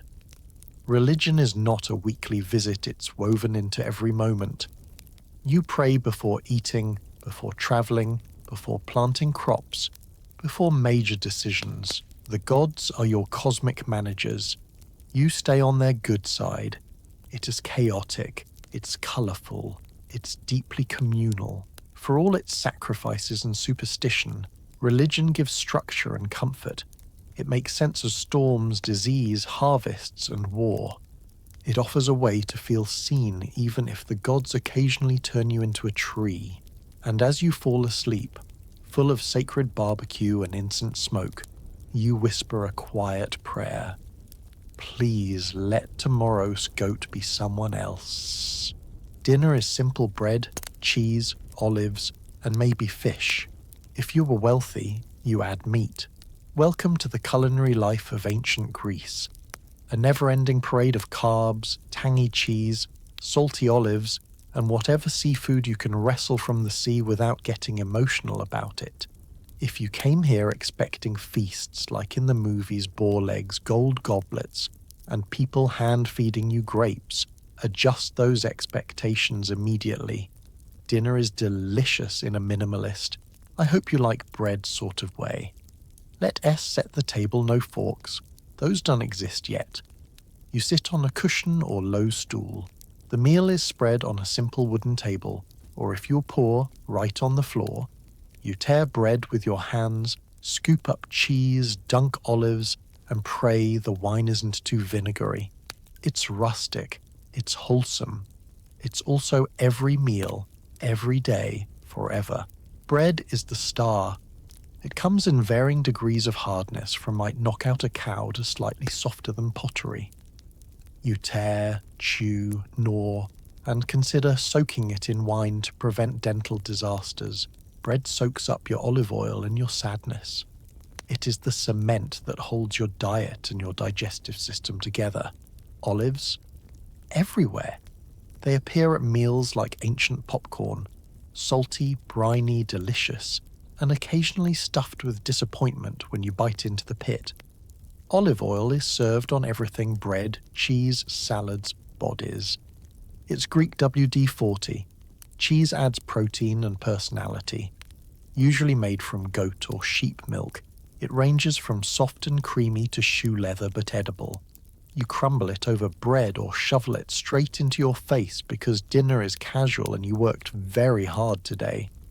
Fish is the next big item: fresh if you live near the sea, salted if you don tea. Sardines, anchovies and mullet are common fish friends. If you're feeling fancy, maybe you get a tuna steak. But the ocean provides the bulk of your protein. You grill it, bake it, or stew it. Bones? Everywhere. Chew carefully. Dental insurance is as fictional as unicorns. Vegetables also make appearances: lentils, onions, beans, cabbage, cucumbers. They are simple, seasonal, and prepared without spices that would make them interesting. Salt and maybe herbs save them from tasting like sadness. Lentil soup is the go-to humble meal. It tastes like comfort and mild resignation. Fruit is dessert. Grapes, figs, apples, and pomegranates bring sweetness to your otherwise savoury palate. Fresh when in season, dried when not. A fig after dinner? Luxury. A bunch of grapes? You're basically Dionysus now. Wine is the universal drink mixed with water because getting wasted in everyday life is considered uncool. If you chug it straight, people judge you. They whisper, "Barbarian." So you dilute it 1 part wine, 2 or 3 parts water, and sip responsibly while discussing politics, neighbours, or the tragic state of bread. Meat? Rare. Like winning a raffle where the prize is calories. Most families don't eat meat regularly. It's expensive and mostly reserved for religious festivals or wealthy households. When animals are slaughtered in sacrifice, citizens share the meat. So your best chance at steak comes after watching a goat nod itself into destiny. Awkward, but tasty. If you happen to be wealthy, your kitchen is fancier, not Roman fancy, but still an upgrade. You might enjoy pork, beef, or wild game like hare. You may also eat more seafood delicacies like octopus or squid, eaten grilled with herbs. The flavours are brighter, the dishes varied, and the conversations pretentious. But even the rich still eat bread. No one escapes bread. Cooking is done over a small hearth. No ovens, unless you count the clay variety. No timers, no nightmarish air fryers. Just fire, pots, pans, and hope. You boil stews, bake flatbreads, and grill fish. Spices, when you have them, are imported and expensive like pepper or cinnamon. Most flavour comes from herbs, thyme, mint, and oregano. It is fragrant but not spicy. Your tongue lives a quiet life. Breakfast is simple, lunch is simpler, dinner is slightly less simple. You eat in the evening after work has wrung out your soul. Families gather, share food, talk about harvests, neighbours, philosophy, or how many olives little Nicias shoved into his nose today. Your mother sighs. Again. If you're a man attending a symposium, dinner becomes an event. Reclining on couches, men snack on small dishes, cheese, figs, fish, while drinking wine and arguing about metaphysics. It's like a dinner party, but everyone lies down and someone inevitably tries to sing. Eating outside the home happens at market stalls. Vendors sell bread, figs, nuts, or small cooked fish. It's as quick food, not fast food. Ordering is easy. Hand over a coin, nod, and eat whatever you get. No substitutions, no complaints. Street smells vary. Smoky grills, salty fish, and body odour from people who forgot today was scrape day at the bathhouse. You learn to accept it. What about sweets? Honey is the only sweetener. You drizzle it on cheese or mix it with nuts to make treats. It is sticky. Golden joy, the closest you'll get to dessert donuts. Now, not everything is delicious. Sometimes food spoils fast. Sometimes the fish smells philosophical. Sometimes the bread has extra protein, bugs. You shrug, you eat it, you move on. Refrigeration is a problem for future civilizations. Meals aren't just practical, they're spiritual. You offer a piece of food or a splash of wine to the gods before eating. It is insurance, like saying, "Dear Zeus, enjoy this bite. Please don't zap me." The gods don't write thank you notes, but you keep offering anyway. When the meal ends, you wipe your hands on your chiton or a cloth stand and thank the gods. You go to bed full, not stuffed, and wonder what tomorrow's dinner will be. Spoiler. Bread. It always bread. Marriage is arranged, practical, and sometimes awkward. You try to bond over chores and surviving wartime. Marriage in ancient Greece is less soulmate, rom-com and more contractual roommate with shared financial goals and seasonal goat expenses. If you are expecting long walks by the beach, poetry under the stars, or tearful proposals, think again. This is a partnership of survival, duty, and trying. Very hard not to annoy someone with whom you share walls, children, and an alarming number of clay vessels. Let's start at the beginning. You don't pick your spouse, your family does. They negotiate with another family, comparing wealth, land, and reputation like they're trading collectible cards. You're usually not in the room. One day your father simply tells you, "You're getting married." You respond, "To whom?" He shrugs. "Someone respectable. Romantic. If you were a man, you were probably in your late 20s or early 30s. If you were a woman, you were 14 or 15. This age gap isn't just a little awkward, it is generational. She is still figuring out her favorite fruit. He is figuring out how to pay property taxes. The wedding ceremony is elegant yet startlingly brisk. Prayers, sacrifices, feasting, and a torchlit procession that feels like an ancient, slightly spooky bridal parade. Your new home isn't large, but it's functional. A stone and plaster rectangle with rooms arranged around a courtyard. There's a men's section, andron, for hosting guests, and a women's section, gynekaion, where most of domestic life happens. You may spend more time apart than together, especially during the day. One could say, your relationship is defined by absence makes the heart tolerate things better. Your first real bonding activity? Producing heirs. Children are the purpose of marriage. Intimacy is expected but not openly discussed. Babies arrive quickly, and suddenly your house feels like a tiny riot of sticky hands and shrill voices. Infants are swaddled tightly, strapped into slings, and handed to anyone within reach who looks moderately reliable. Family life is busy. Raising kids is teamwork, but the burden falls mainly on the mother and enslaved household workers. Boys are raised to become citizens, taught reading, wrestling, and yelling about democracy. Girls learn weaving, childcare, and how to run a household without losing their minds. Everyone starts helping. Early, one kid stirs stew, another feeds goats, another tries to eat pebbles. You sigh. Domestic life is not without affection. Couples do develop real emotional bonds, grudging admiration, respect, shared humor when the goat escapes again, and you both sprint through the street apologizing to neighbors. There's tenderness in small gestures, a shared fig, a tired smile, quiet conversation during festivals. It is more affection than passion, more partnership than poetry. Speaking of festivals, entire families attend religious celebrations. You walk in procession, holding offerings. Kids behave about as well as you'd expect, frequently distracted by figs, dogs, or shiny pottery.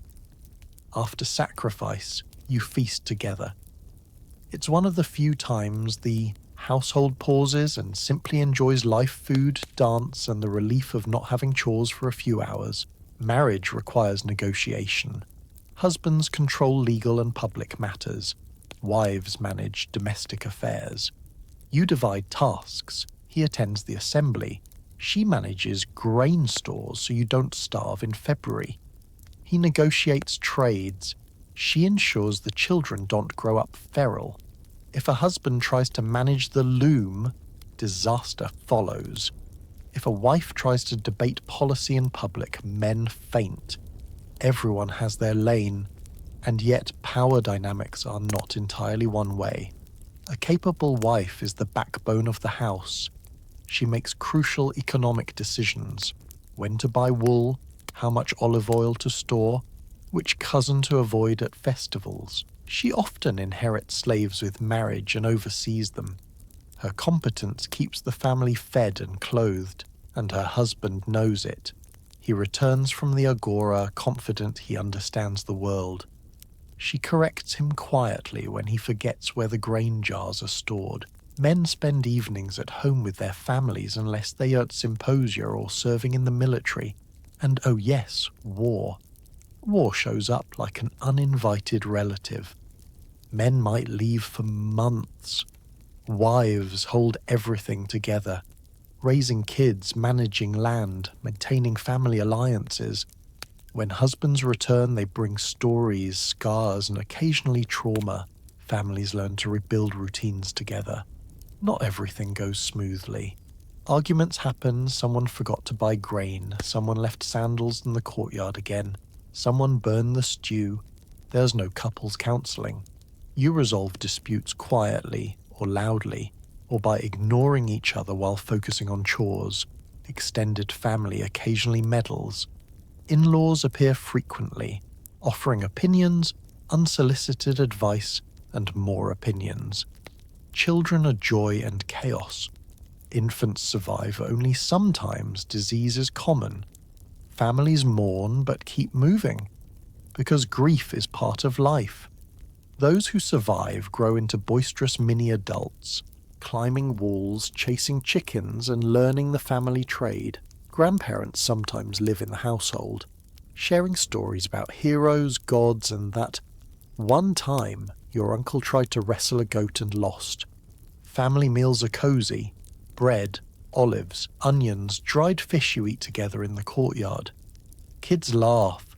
Adults share gossip. Someone spills wine and the dog licks it up instantly. You talk about harvests, neighbours, and whether Sparta will start a fight again. They will. Dowries add financial complexity.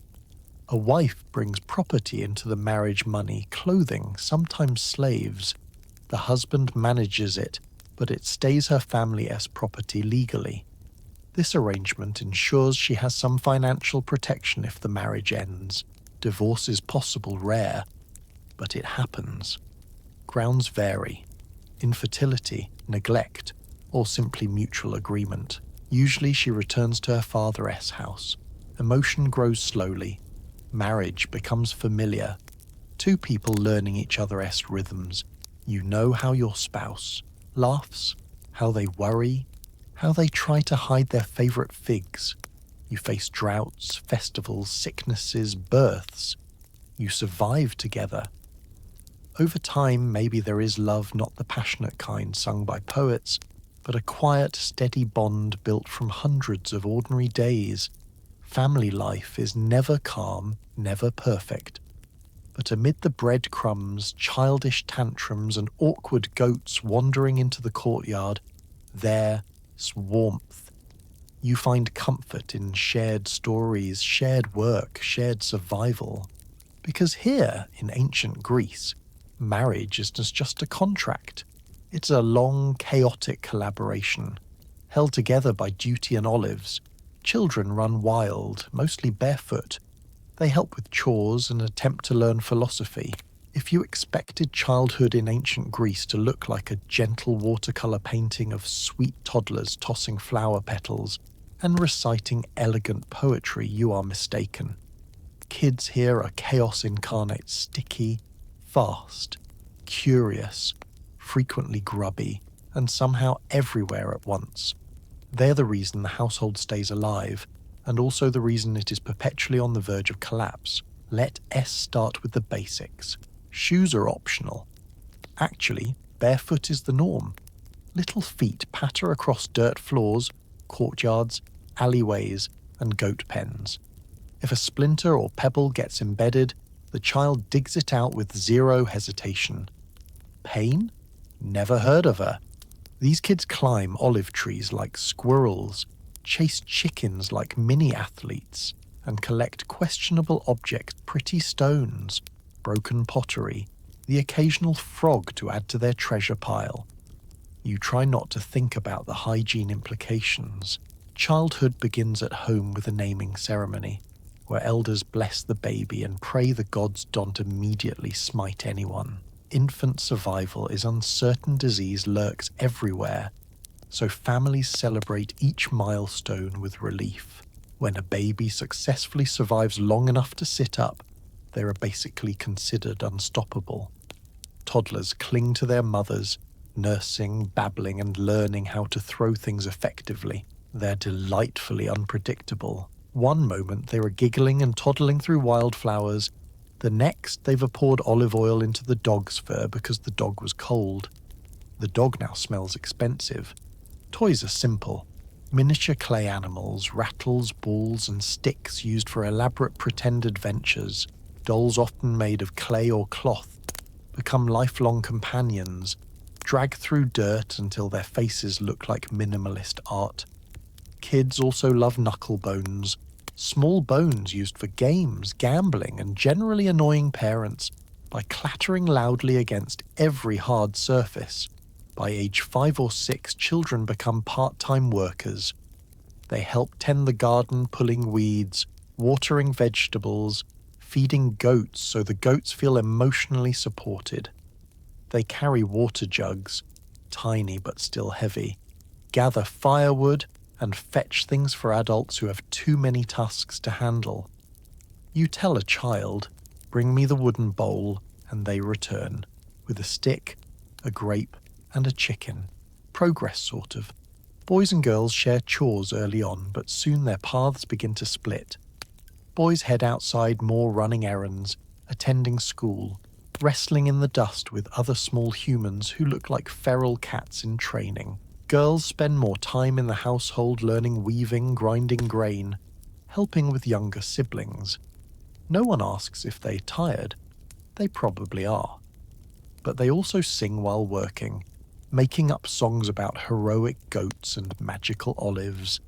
Education is uneven. Wealthy boys learn reading, writing, and sometimes advanced subjects like music and philosophy.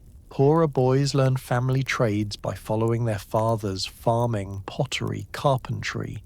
Girls may learn basic reading at home, but most focus on skills necessary for running a household, because running a household requires the organizational capacity of a Fortune 500 CEO.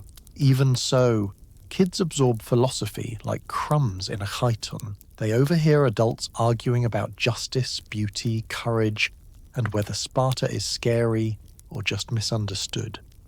Boys might quote Homer during games not out of pretension, but because it sounds cool when you yell, like Achilles, before launching yourself off a wall. Girls might recite witty proverbs their mothers whispered while weaving. Everyone is learning, whether intentionally or not. Playtime is hilariously simple and occasionally dangerous.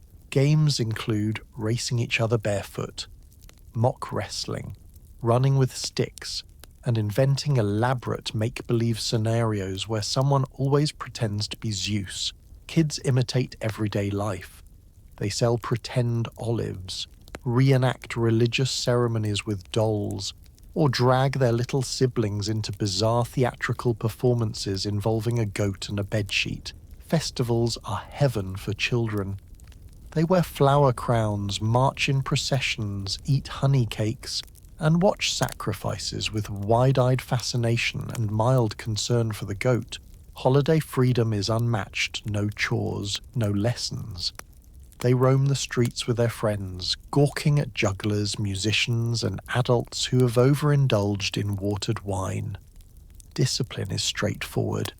Parents shout, scold, or occasionally use sticks. There is no sticker chart. You learn consequences quickly. But families are affectionate too. Kids ride on their parents' shoulders, fall asleep in their mother's arms, and grow up surrounded by extended family members who offer love, advice, and gossip. If a father is a craftsman, his children join him at the workshop. Tiny hands help shape clay, carry tools, and sweep floors. Kids learn by watching and doing no formal training program, just immersion. Tasks begin small but grow as they prove themselves. By adolescence, boys and girls are competent helpers with real skills. Children grow up fast. By age 12, Girls approach marriageable age. Boys begin preparing for adult responsibilities, citizenship, military service, business. Childhood dwindles into adulthood sooner than anyone is ready for, but that's life here. Fast, busy, unpredictable. Teen boys train at the gymnasium running, wrestling, learning combat. They roll in dust, punch each other lovingly and bond over bruises. Teen girls practice weaving masterpieces that look like they took years, because they did. Everyone works. No one has a lot of free time, but somehow, laughter still echoes in courtyards at sunset. Evenings bring family gatherings. Kids recount their adventures. I saw a snake. I fell off a wall. I caught a fish but then ate it before coming home. Parents sigh with a blend of exhaustion and pride. They eat bread, cheese, and olives together. Kids fall asleep on mats or in corners, clutching dolls or cats. By adulthood, children have become functioning members of society, strong, skilled, practical, grounded. The world raised them. The courtyard, the workshop, the fields, the festivals, the stories, told around the hearth. They started as tiny, sticky hands grabbing figs off the table. They become the next generation, who will run farms, weave cloth, vote loudly and tell their own children, "Dante chased that goat." And those children will absolutely chase that goat, because chaos is eternal. Doctors use herbs, prayers, and theories involving bodily fluids. Welcome to ancient Greek medicine, the charming yet terrifying blend of hopeful herbs, philosophical guesswork, and confidence levels that truly should not exist in a world without antibiotics. Here, sickness is not just a biological problem. It's a spiritual puzzle guided by the gods, nature, and four mysterious fluids sloshing around your body like a dysfunctional family road trip group. You wake up coughing, or maybe your stomach hurts, or your ankle twisted because you stepped on a rock thinking it was a goat. Whatever it is, you decide to seek medical help. Instead of gently booking an appointment online, you shout for someone who knows a guy. That guy might be a physician, a priest, or your neighbour who claims chewing mint once cured his cousin S rash. Everyone is a little too confident. Let S start with professional healers I atroi. They're respected, educated, and often well-travelled. They've studied with mentors who once watched someone die and took notes. Many follow the teachings of Hippocrates, the father of medicine, who says illness comes from natural causes, not divine punishment. This is a hot take. Most people still blame the gods, but Hippocrates is trying. He and his students believe in the four humours: blood, phlegm, yellow bile, black bile. If the humours are balanced, you're healthy. If not, something weird happens: fever, sadness, rash, gout, or a sudden urge to yell at a goat. The treatment? Try to bring the humours back into harmony. How? Well, that depends on the doctor's vibe. Sometimes you re-prescribe rest and herbal tea nice. Other times you re-prescribe bloodletting, where they release blood to cool the body. It's messy, alarming, and works about 5 of the time. But hey, everyone loves a medical trend, and this one lasts for centuries. Herbs are the stars of Greek medicine. You might chew thyme for coughs, smear honey on wounds, or drink chamomile tea when your mind is spiraling. Mint soothes the stomach. Garlic keeps infection away. And your friends. Willow bark helps pain, an early ancestor of aspirin. You also might be told to drink wine because wine cures everything. Feeling anxious? Wine. Sprained ankle? Wine. Bad haircut? Wine. If herbs don't work, doctors escalate. They might recommend vomiting, induced, bathing, aggressively, or surgery. Yikes. Yes, surgery exists, performed with bronze tools that have seen better days. Stitches are made from linen thread. Anesthesia is wine and prayer. Lots of prayer. If the doctor says, This will only hurt a little, you run. Doctors also use diet to control illness. If you have a fever, you eat light foods, broth, porridge. If you're weak, you eat richer foods, fish, figs, goat cheese. Balance is everything. They're convinced you are what you eat, which is hilarious because most people eat bread 90 of the time. The wealthy can call a physician to their homes. The poor rely on folk, healers. These village practitioners combine herbs with superstition. They might whisper charms, burn incense, or perform rituals. You tell them your symptoms. They nod wisely and tell you to place a fig leaf under your pillow and avoid goats for 3 days. Honestly, sometimes it works. Religious healing is also huge. If earthly medicine fails, you visit an Asclepion, a healing sanctuary dedicated to Asclepius, the god of medicine. These are ancient wellness retreats. Quiet courtyards, baths, temples, and cozy sleeping chambers. You make an offering, coins, a figurine, maybe your favorite loaf of bread. Then you sleep in the temple and hope Asclepius sends a healing dream. Snakes are sacred to him. So if one slithers across your blanket at night, that's considered a good sign. You don't scream, you take notes. Priests interpret dreams. If you dreamed of bathing, you bathe. If Asclepius handed you a fish in your dream, you eat fish. If he slapped you and told you to walk it off, you start walking. People claim miraculous cures, blindness restored, tumors vanished, chronic pain gone. Whether it is placebo, divine intervention, or sheer luck, you go home thrilled. Diagnosis is a messy process. The healer looks you over, listens to your description, and maybe pokes you with a stick. They inspect your eyes, your tongue, and most importantly, your urine. Urine analysis is big. Color, smell, consistency, they examine it like a jeweler judging a diamond. Ah, yes, pale yellow. Very good. You nod, pretending not to feel weird. Some theories are shockingly correct. Exercise helps, diet matters, clean wounds heal better. Others are bold. Sneezing is good because it releases excess air. Headaches are caused by too much phlegm. Depression comes from too much black bile. The cure for depression: walking, music, and wine. Honestly, not the worst.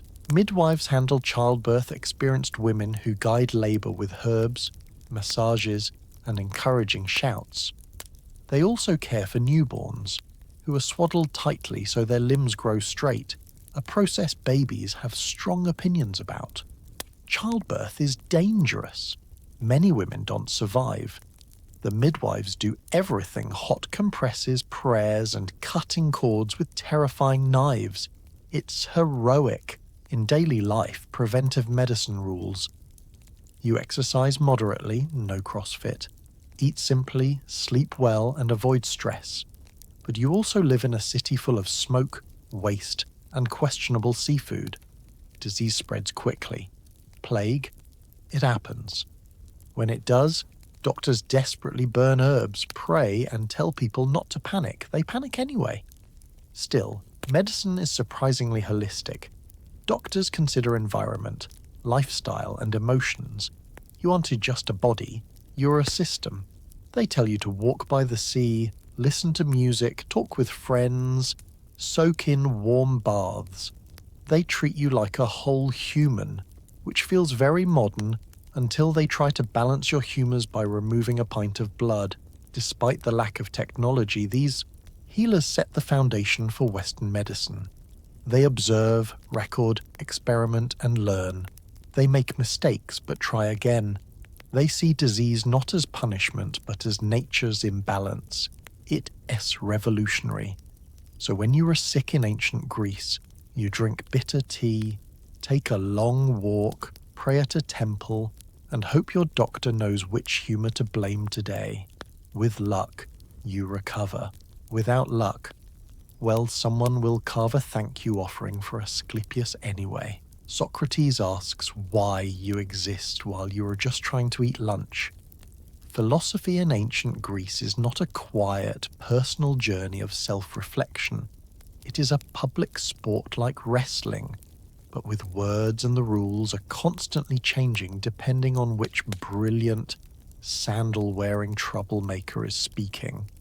You can even eat a bowl of lentil soup without someone asking if lentil soup objectively exists, or if existence itself is an illusion powered by sadness and beans.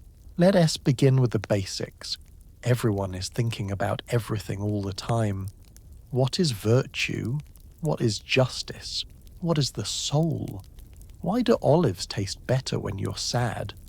No thought is too large, too small, or too bizarre to dissect with relentless enthusiasm. The air in Athens is heavy with dust and opinions. If you're lucky or unlucky you encounter Socrates, he looks like someone who sleeps upright in a clay pot and eats only when reminded. He stops you at the agora and asks a simple question. What is goodness? You assume this is a joke. You laugh. He does not. He looks at you with eyes that say, "We were going to be here a while, and suddenly your afternoon plans with your cousin are ruined." Socrates has a method. He questions everything. He asks what you believe. Then he asks why. Then he asks why again. Then he keeps asking until you admit you know nothing. He knows nothing, and now you're both late for dinner. He insists wisdom is recognizing your own ignorance, which means the wisest people are the ones who have given up trying. Inspiring. Before you recover from one philosopher, another appears. Plato's Socrates student haunts the academy, a school for people who enjoy staring at trees and wondering if the perfect version of a tree is floating somewhere in the heavens. Plato says our world is just shadows of true reality. So the chair you're sitting on, isn't it really a chair? It is pretending to be a chair. You stare at your chair suspiciously. It does not respond. Plato loves forms, perfect ideals that exist beyond human reach. There is the form of beauty, the form of goodness, the form of bread. You spend your whole life trying to understand these forms, even while eating the imperfect, slightly stale version of bread in your hand. It is philosophical carb loading. Then comes Aristotle, Plato's star pupil. He says no, actually, the chair is a chair. You breathe a sigh of relief.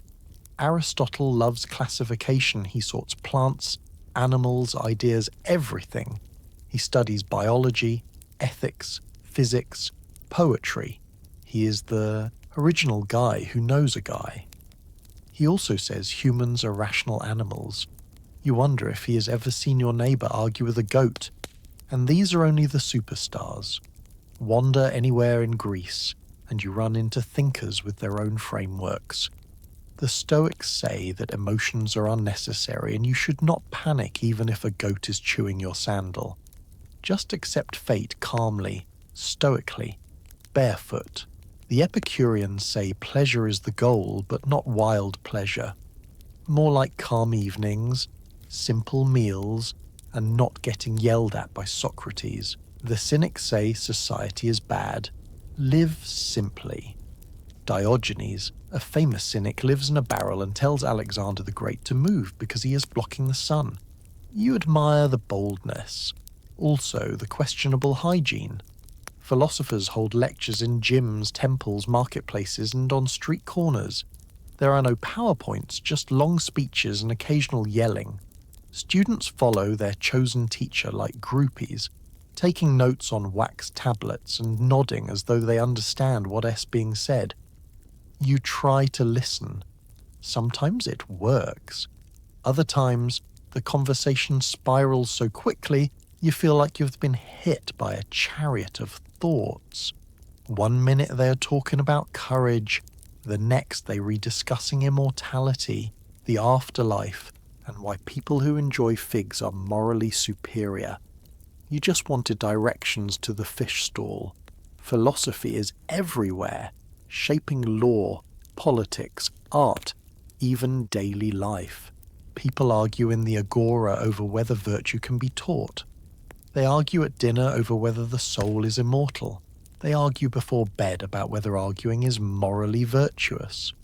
No one sleeps. In fact, philosophy becomes a kind of entertainment. No theatres, no problem.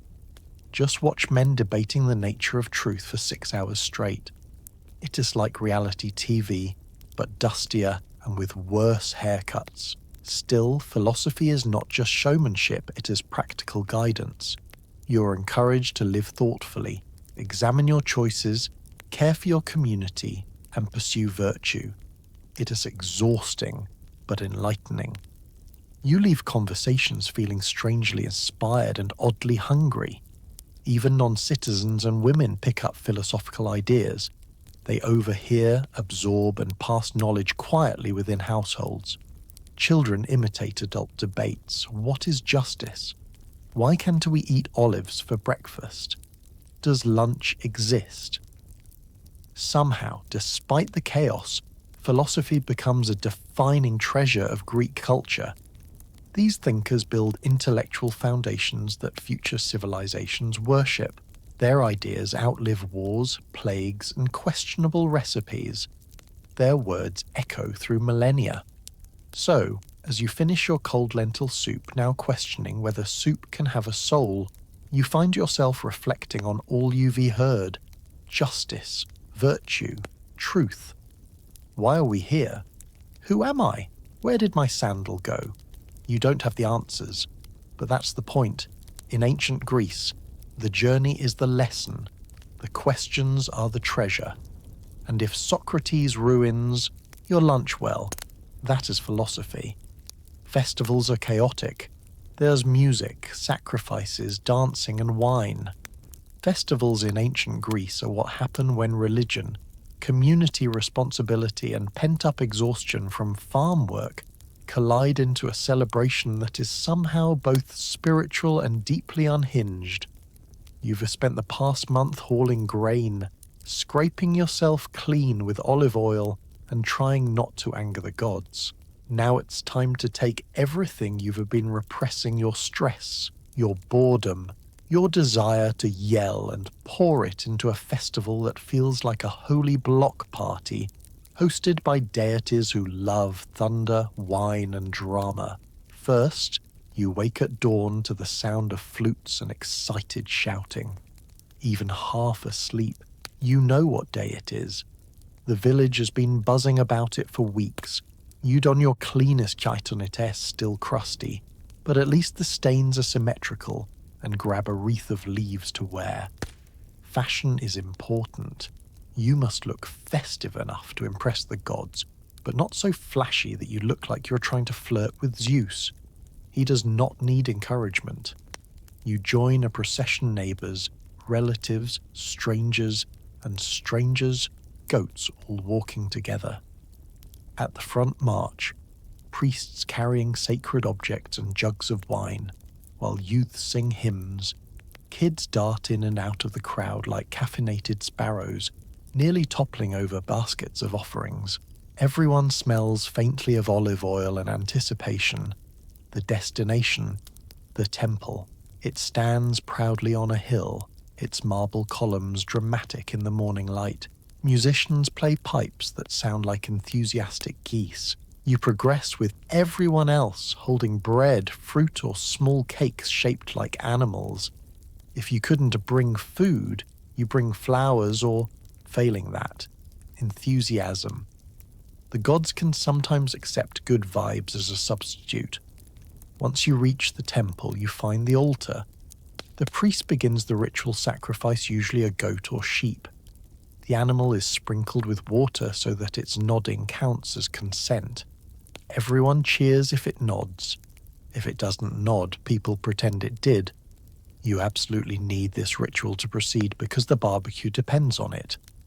The priest prays for good harvest, healthy children, and peace, or more realistically, fewer wars with Sparta. This sacrifice is swift. The blood is offered to the gods. The meat is cooked for the people. The smoke rises skyward, curling into clouds like a divine text message. The gods receive their share. You receive lunch. Everyone wins except the goat. Now the party begins. Food stalls appear like magic bread, fish, honey cakes, figs, cheese. You stand in line for roasted meat because this is your chance to eat something that did not once graze quietly in your backyard. Wine flows freely, very freely. It is mixed with water, but proportions vary wildly depending on who's pouring. Some drink like Stoics, slowly, moderately. Others drink like Dionysians quickly, loudly, and with a lot of interpretive. Dancing. Someone is already singing off-key and the sun is barely past the horizon. Music is everywhere, flutes, lyres, drums. Sometimes it sounds beautiful. Sometimes it sounds like bees arguing. You dance anyway, because the gods appreciate enthusiasm more than talent. Lines form for communal dances. You're pulled into one, hands linked with strangers.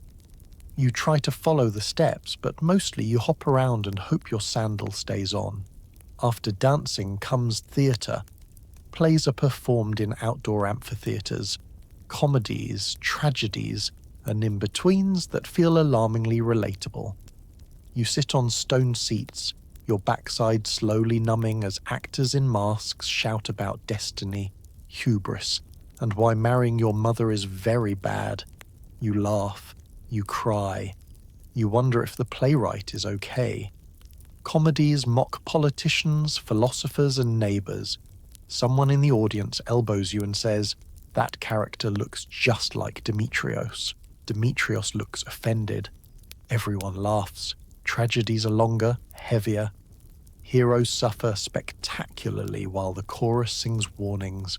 You nod solemnly, thinking, I too have suffered when I stepped on a grape. After the plays, crowds spill into the streets. Vendors sell sweets, fruit, and questionable trinkets. Children beg for honey cakes and immediately smear them across their faces. A few people break into impromptu races, barefoot sprints through dusty streets. You watch, cheering, secretly relieved you're not being asked to participate. You've had enough humiliation for one day. Depending on the festival, athletic competitions might be the main event. Races, wrestling, discus. Javelin young men fling themselves around to impress the gods and whoever they were secretly trying to impress. You clap politely, hoping no one gets concussed. They often do. Some festivals are very specific. The Anthesteria honours Dionysus with wine-tasting, masked parades, and general chaos. People drink, sing, flirt, and possibly argue with furniture. Another festival, the Parthenon, honours Athena with huge processions and competitions. Victors receive jars of olive oil, which is equivalent to winning a year's supply of extremely slippery money. Religious elements remain constant offerings, prayers, hymns. Even when drunk, people remember to honour the gods. You don't want to be the one who forgot to thank Dionysus after tasting his wine. He can be petty. Night falls, but the party continues. Torches flicker, drums thump, dancers whirl. You feel joy vibrating beneath your feet. This is the one time everyone, rich, poor, citizen, foreigner, mixes freely. Boundaries soften, stories are shared. Flirtation becomes easier, though with chaperones lurking, romance remains mostly theoretical. You might sneak away for a quieter moment lying in a field staring at stars. You reflect on myths and heroes, wondering what the gods are doing right now. Are they watching, laughing, competing in their own divine festival where Hercules juggles lightning bolts? As night deepens, people stagger home singing, stumbling, clutching leftovers. Some are carried by patient friends. You're full, dusty, exhausted, and maybe a little drunk, but you're also content. Festivals remind you that life here isn't just work, fear, and chores. It can also be music, laughter, and communal celebration. Tomorrow you'll return to the grind. But tonight, under torchlight and starlight, You felt alive, connected, joyful, even if you'll wake up tomorrow with sand in your hair and no memory of how you got home. Travel is hard, slow, and uncomfortable. You walk everywhere. Sandals betray you. Welcome to ancient Greek travel, a heroic journey where your greatest foe isn't a monster or a mythic beast, but your own shoes, which are basically leather flip-flops held together by optimism. There are no cars, no trains, no GPS. If you're rich, you ride a horse. If you're very rich, you ride a horse and complain. But for most people, travel means walking miles and miles through dust, thick enough to qualify as a food group. Let S begin with the roads. They are conceptual. A few major routes are paved, but most are rugged paths carved by generations of feet, hooves, and people getting lost. You trudge along, dodging rocks, thorns, and goats who have zero respect for traffic laws. It's like hiking, except you're not doing this for fun. You're doing it because you needed to visit your aunt in the next town before she thinks you've forgotten her birthday sacrifice. Before you leave, you prepare. You grab bread, olives, maybe some cheese, and a water skin. You say a quick prayer to Hermes, god of travelers, hoping he'll protect you from bandits, wolves, and your own bad sense of direction. Then you step outside, the sun hits you like a frying pan, and you wonder if Hermes does refunds.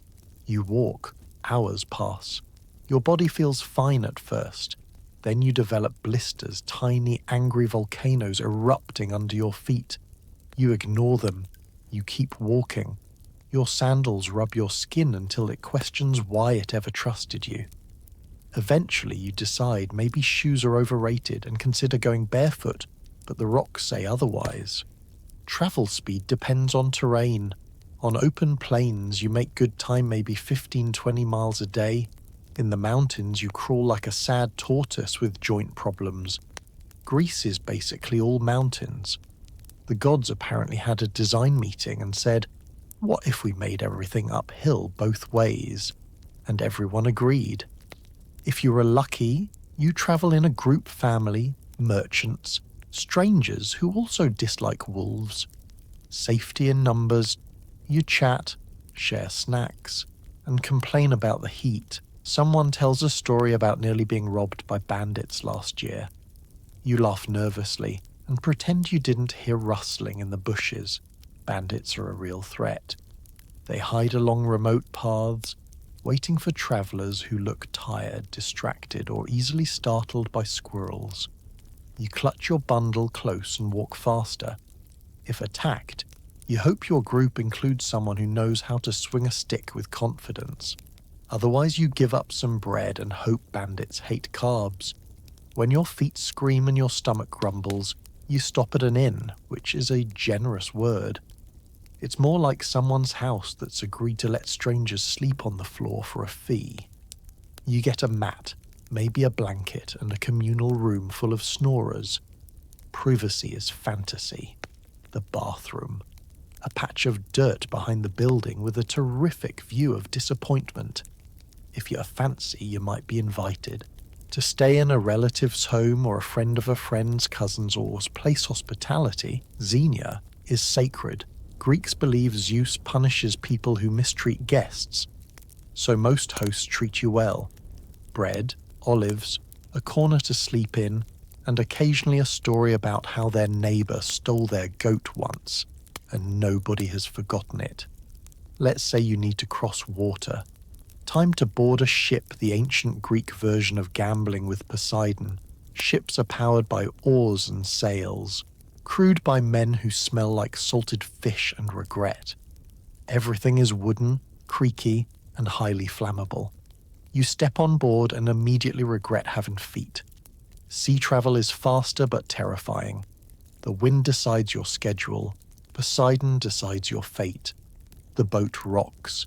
You turn green. You pray. The sea laughs. Hours or days pass. If you're lucky, you arrive safely at a harbour, Piraeus, Corinth, kiosks full of sailors yelling, merchants bargaining, and fish that smell like they've been philosophizing in the sun too long. At sea, pirates lurk. Real pirates, not the fun movie kind, greasy, hungry and eager to steal your olives. The captain watches the horizon constantly. You huddle below deck, clutching your bread like it is sacred, hoping pirates decide to rob someone else. Back on land, you continue on foot. You might pass small shrines to Hermes' little stone markers with carved heads and other body parts. You offer a pebble or coin for protection. Hermes appreciates the gesture, hopefully. You see temples, fields, villages. Shepherds wave as their sheep bleat suspiciously. Farmers tend olive trees older than your grandfather. You stop at a well to drink water so cold it shocks your teeth into silence. You splash some on your face. Dust turns to mud. You accept your new look, earthy chic. Travellers also encounter animals, some friendly, some less so. Donkeys bray judgmentally. Dogs bark enthusiastically. Cows stare like they know your secrets. Occasionally you see a lion or just a big cat someone insists is a lion. Everyone speeds up. Weather is another foe. Summer sun cooks you slowly like a goat roast. Winter rains turn paths into mud pits where your sandals vanish forever. Spring brings allergies. Autumn brings sudden winds that slap you for no reason. There's no winning. Finally, after days or weeks, you arrive at your destination.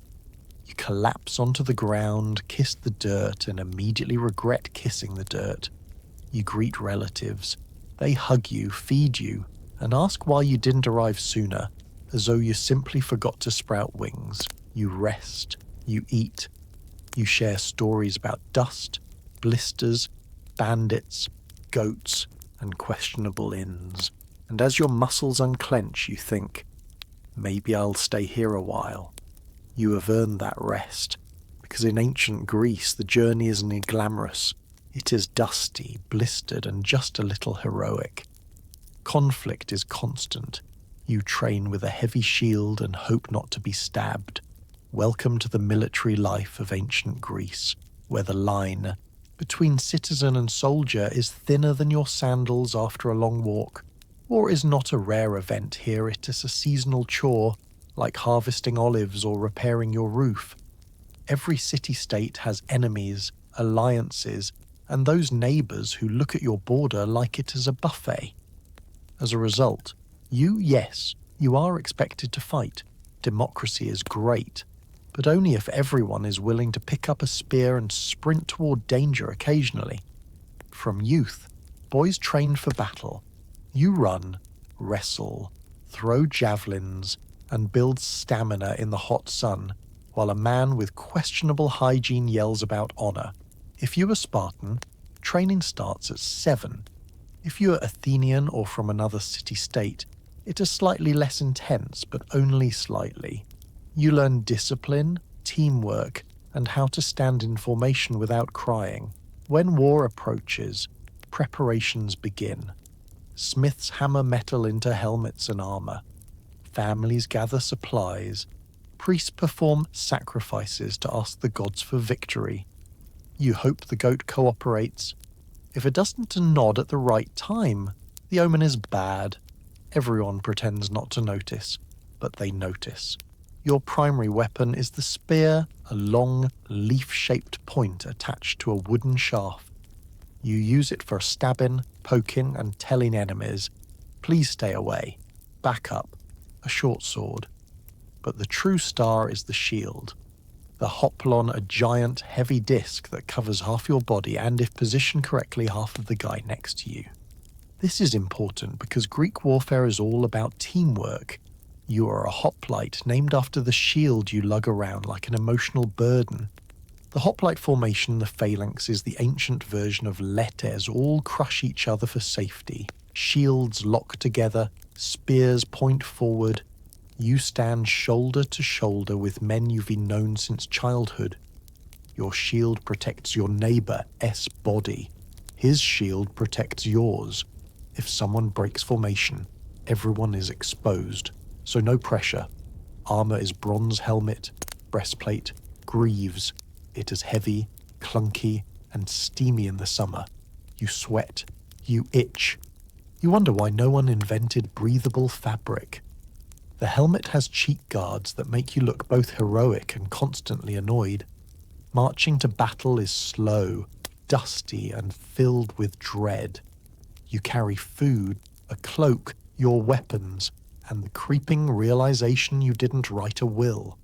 Some men sing to stay calm, others tell bad jokes, others vomit. It happens. War is terrifying, even for the bravest. Before the clash, both sides line up in open terrain, usually fields, sometimes hillsides.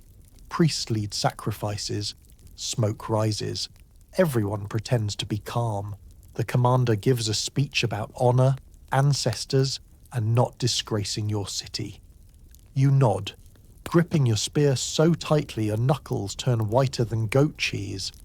Then the signal is given. The phalanx advances slow at first, then faster. You bang your spear against your shield to intimidate the enemy. They bang theirs back. The noise is deafening. Dust fills the air. You can barely see. Then the lines collide. The impact is horrific. Shields slam, bodies push, spears jab, people yell. The front ranks stab over their shields, aiming for faces, throats, or armpits, basically anywhere the armor isn't E. You push forward, relying on the men behind you to hold the line. It is a violent shoving match, like the world's deadliest mosh pit. Sometimes the enemy breaks quickly.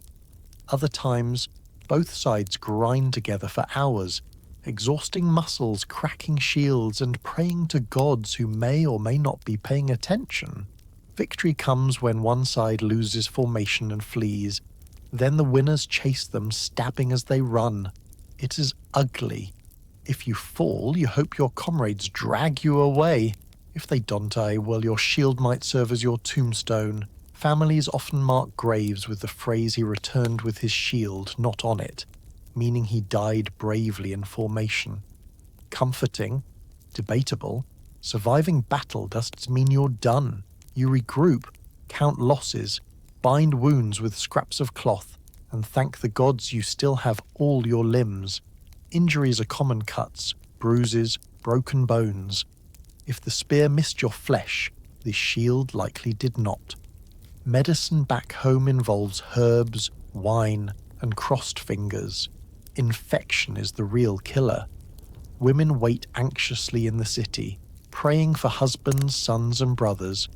Messengers return with news, sometimes days, sometimes weeks later. Victory is celebrated, defeat mourned. Public funerals honor the fallen, poems, speeches, solemn processions. The dead are remembered, their families supported. War is not constant, but it is frequent. City-states fight over land, trade, honor, or because a politician said something rude. Some conflicts last months, others decades. The Peloponnesian War drags on so long that kids are born, grow up, and die without knowing peace. Everyone is tired. Even the gods probably sigh. Despite the brutality, warfare shapes Greek identity. The hoplite ideal becomes a symbol of citizenship, bravery, discipline, camaraderie. Fighting is a duty and a privilege.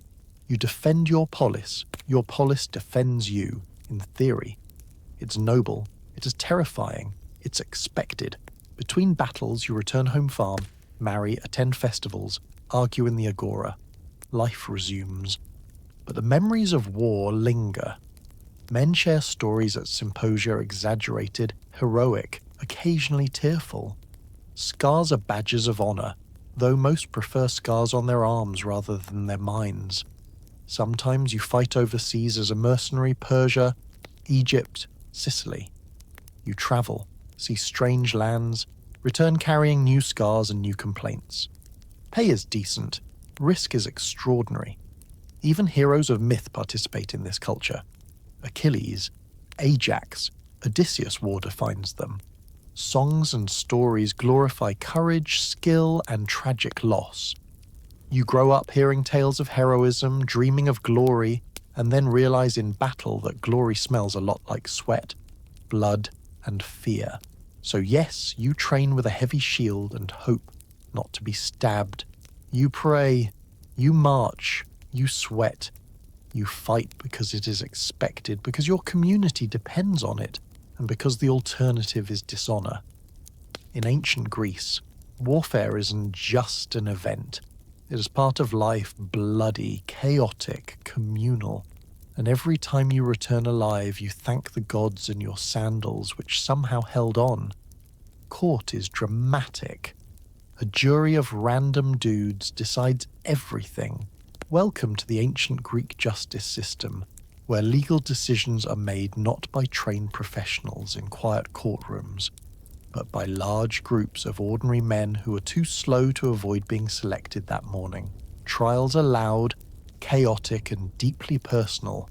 They feel less like calm deliberation, and more like a family argument that somehow got a permit and an audience. Let S set the scene. You've been accused of something, stealing a goat, damaging a wall, insulting someone's olive tree, or maybe just existing too confidently. Whatever the charge, it is serious.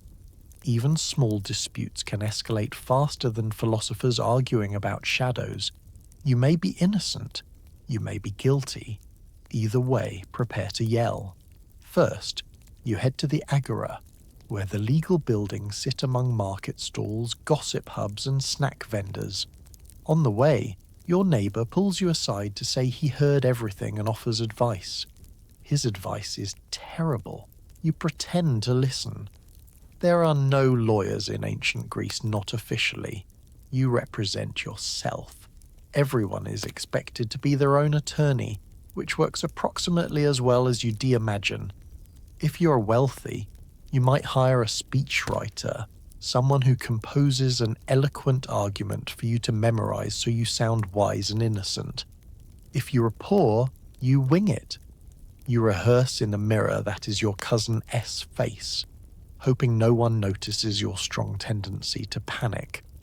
You arrive at the courthouse, a semi-open space where judges and juries gather. The judge isn't a judge like you know today, he's just there to keep the chaos from turning into a fistfight. The jury, however, is the main attraction. Hundreds, sometimes thousands of men sit ready to determine your fate. They were chosen by lottery that morning, because the Greeks trust randomness more than expertise. It is democracy, baby. These jurors are not screened for bias. They might be your neighbors, your enemies, your friend-s uncle, who once yelled at you about your pottery skills. They listen to arguments, but they also judge how much they like your face. They're paid a tiny stipend, barely enough to buy bread, and many treat jury duty as a hobby. They love drama. The trial begins. A herald announces the case. You step forward, clutching your speech, sweating through your chiton. Your opponent stands a few feet away, glaring like you stole his goat and insulted his mother. There's a time limit for speeches. A water clock called a clepsydra slowly drains as you talk. When the water runs out, you stop. There is no just one more minute. If your dramatic ending comes too late, tough luck. You end mid-sentence. You start with flattery. Honorable men of Athens. Then you jump into your narrative. You tell your side of the story, calm at first, then increasingly emotional, as the clepsydra keeps draining and you feel doom approaching.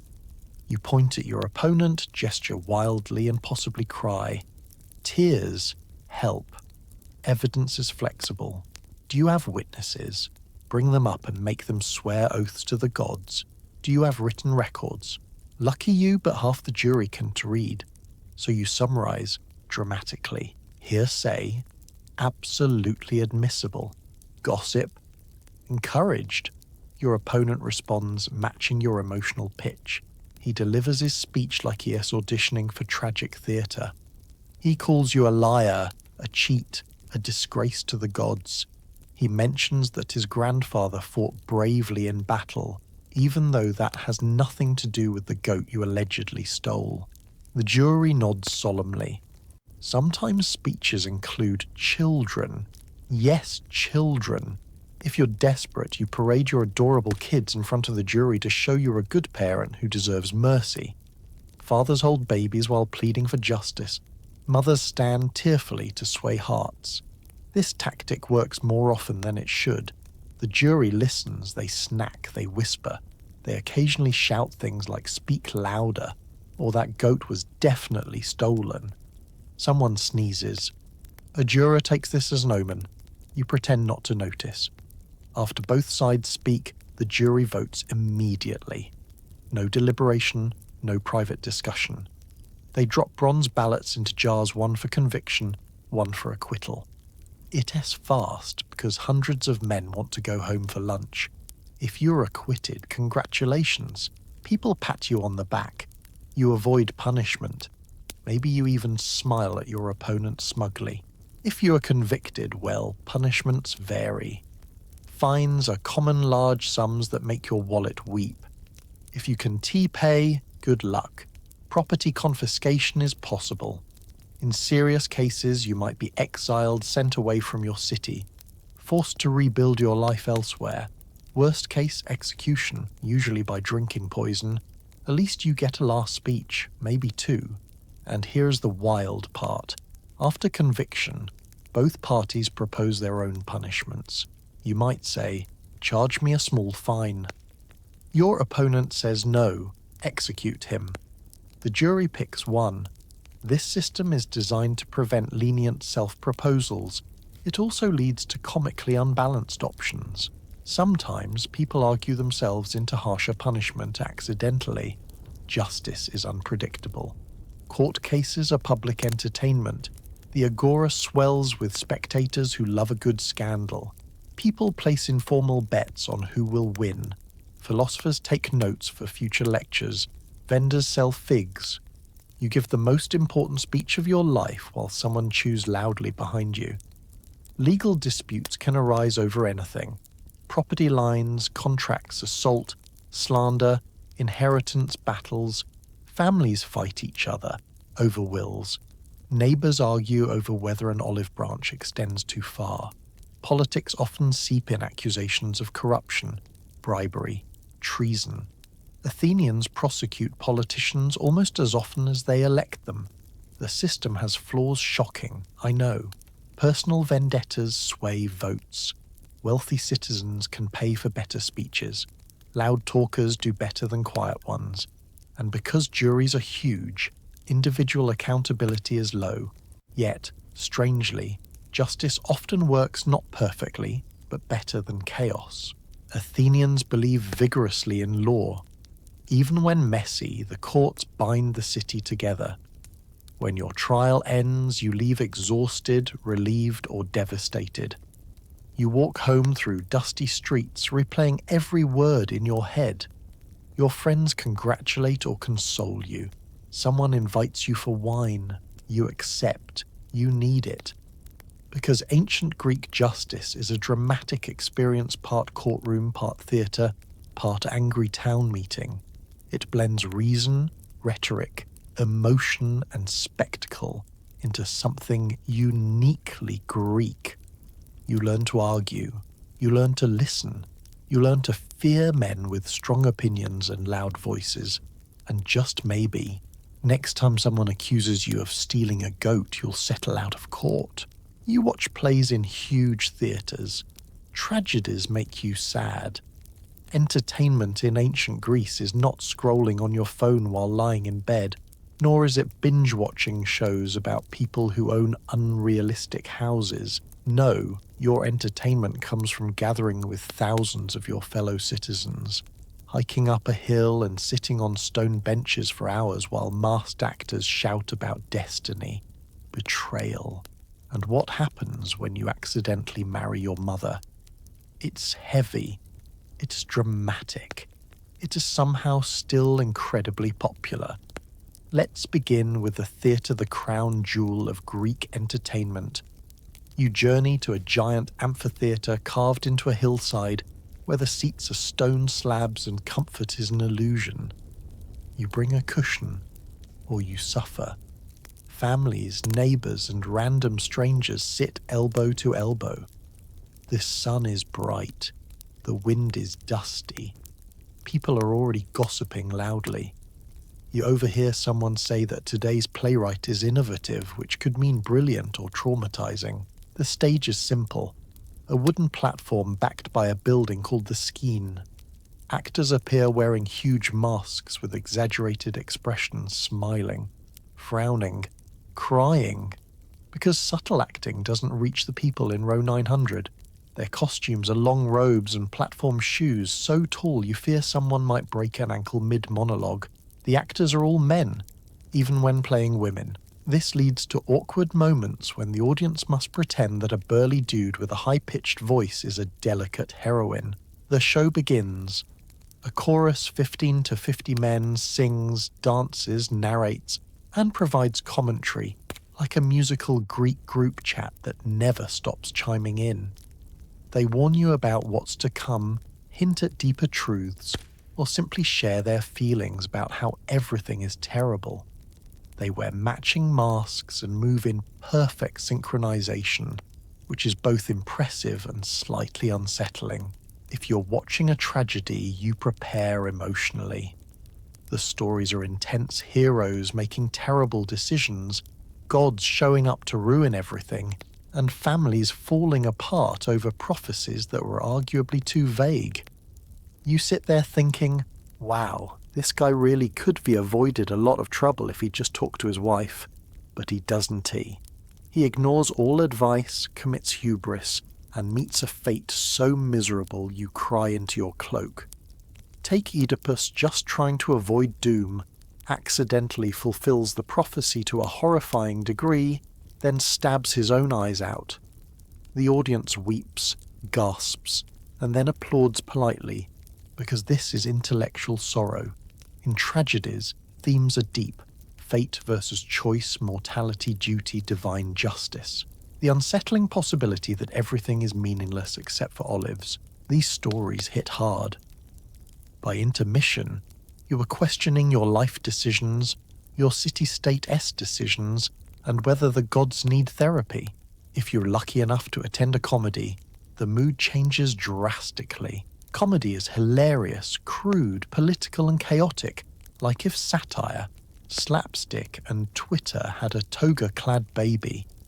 The playwright Aristophanes is king here. He mocks politicians, philosophers, and basically everyone with a pulse. He writes jokes about bodily functions, war, taxes, and that one guy in the front row who looks too fancy to have real problems. Actors wear ridiculous masks, padded costumes, and sometimes giant, fake body parts that make you snort laugh despite yourself. Nothing is holy. Politicians get roasted. Philosophers get clowned. A random neighbour might get name-dropped for having terrible breath. The audience howls. It's catharsis through mockery, communal roasting as civic therapy. Plays last for hours. You are sunburned, hungry, and emotionally unstable. But you stay because culture is important, and there are more tragedies coming. Some festivals, like the Dionysia, hold competitions where playwrights present multiple works. Winners get fame, honour, and bragging rights for the rest of their lives. Losers get to try again next year with a less depressing script. The atmosphere is electric. Vendors wander selling figs, nuts, and watered wine because no event is complete without a slightly buzzed audience debating metaphysics. Children attend too, absorbing stories that will give them spectacular dinner table material in adulthood. People cheer, cry, boo, and occasionally fall asleep because the stone seating is surprisingly good for naps. Theatre is more than entertainment. It's civic duty and educational experience meant to teach ethics, politics, and emotional awareness. Watching someone argue with a god about justice helps you think about your own life choices. The audience leaves discussing what they learned, whether the characters acted honourably, whether fate is cruel, whether democracy should really let that guy from the front row speak at the assembly again. Outside the theatre, other entertainment abounds. Street performers juggle, sing, and tell jokes. Musicians play the lyre, flute, and drums on corners. You toss them a coin not because you are generous, but because they might follow you otherwise. Symposia drinking parties are another form of entertainment. Men recline on couches, drink wine, discuss philosophy, tell stories, and sometimes play games that involve flicking wine dregs at targets. Someone recites poetry, someone else sings, someone tries to start a debate about virtue while slurring. It's cozy, chaotic, and occasionally ends with someone vowing never to touch wine again. Sports are entertainment too. You watch races, wrestling, and javelin throwing. Athletes compete nude, coated in oil and dust, which the audience pretends is normal. Spectators shout encouragement, place bets, and gossip about who looks most like a hero sculpted by the gods. Children entertain themselves with games ball play, knucklebones, make-believe scenarios where someone always pretends to be Zeus and abuses power immediately. Adults occasionally join, pretending they were just supervising. Storytelling happens everywhere at home, in the marketplace, around the hearth. People tell myths of heroes, gods, monsters, love, and revenge.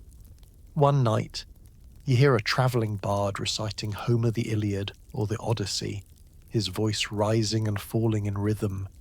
You imagine heroes in gleaming armour, storms summoned by gods, and long journeys home. You know the stories by heart, but they still thrill. Entertainment is communal. You don't sit alone watching a screen, you gather with others. You laugh, cry, sing, reflect. You feel connected to your city, your gods, your community. And yes, tragedies make you sad. Uncomfortably sad. Existentially sad. But afterward you share bread, wander home beneath the stars, and realize that despite everything, life is still sweet. At least until the next tragedy. You return home, the world goes dark. Oil lamps flicker, dogs bark. Someone is snoring loudly next door, probably your father. Night in ancient Greece is when the world shrinks. The streets you walked earlier bright with chatter, dusty sandals and aggressive fruit sellers become quiet, uncertain pathways.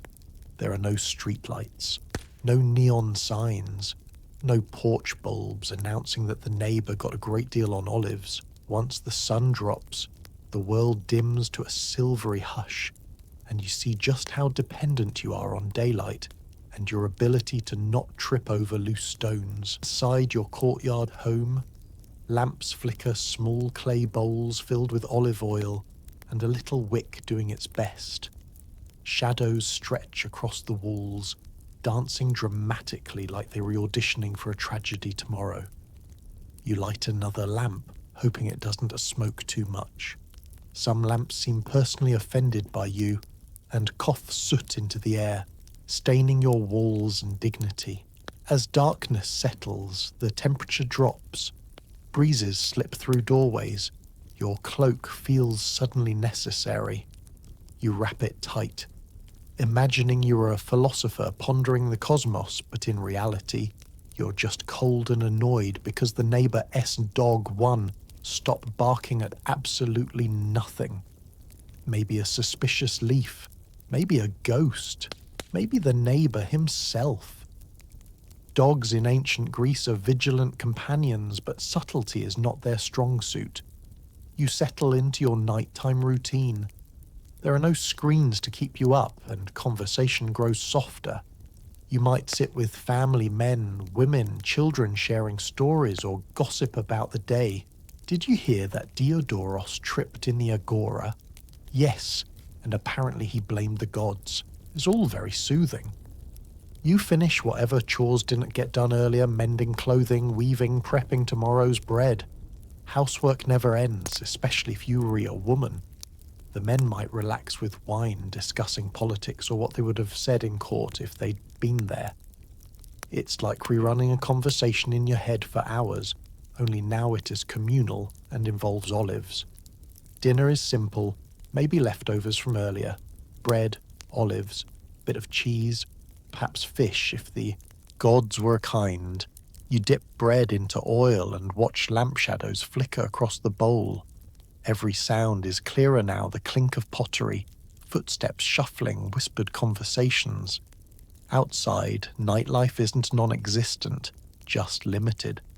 Some people wander to neighbours' houses, offering friendship, shared drinks, or fresh rumours. Someone swears they saw a ghost down the road, probably just a tired merchant with a bedsheet. But you nod, as if it's possible. The Greeks take omens seriously. Even a weird dream can become next-day news. The streets are patrolled by the Scythian archers in Athens, a sort of police force, composed of enslaved or foreign men assigned to maintain order. They roam with torches, keeping an eye out for thieves, drunks, and anyone loudly quoting Euripides after midnight.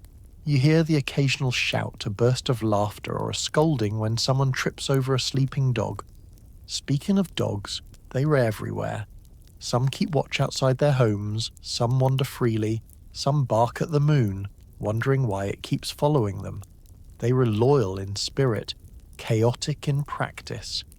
You hear one howl, another answers, then a chorus erupts that sounds like a canine symposium. Eventually it is time for sleep.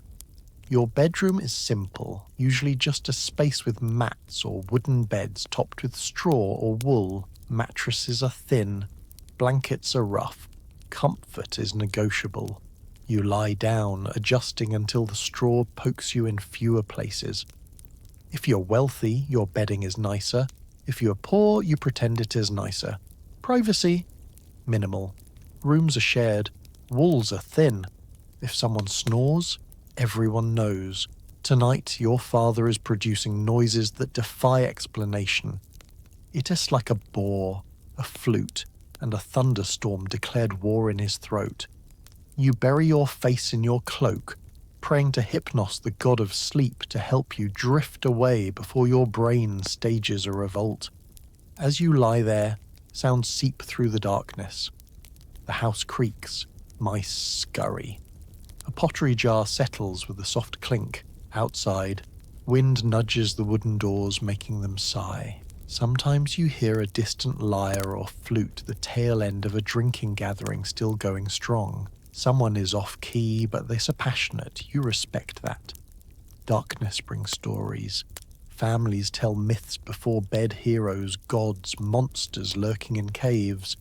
Children fall asleep imagining they are sailors braving Poseidon-esque waves, or warriors battling giants. Adults think mostly about taxes or the price of olive oil. Romance exists, but in houses where 10 people share a wall, there's little opportunity for grand gestures. You make do with whispers and hoping no one else is awake. If you need the bathroom, there's no magical hallway light. You go outside to a designated spot or chamber pot, hoping you don't step on a chicken, wake a dog, or meet something with sharp teeth. You learn to move quietly and accept that the night is full of unknowns. Sleep comes slowly.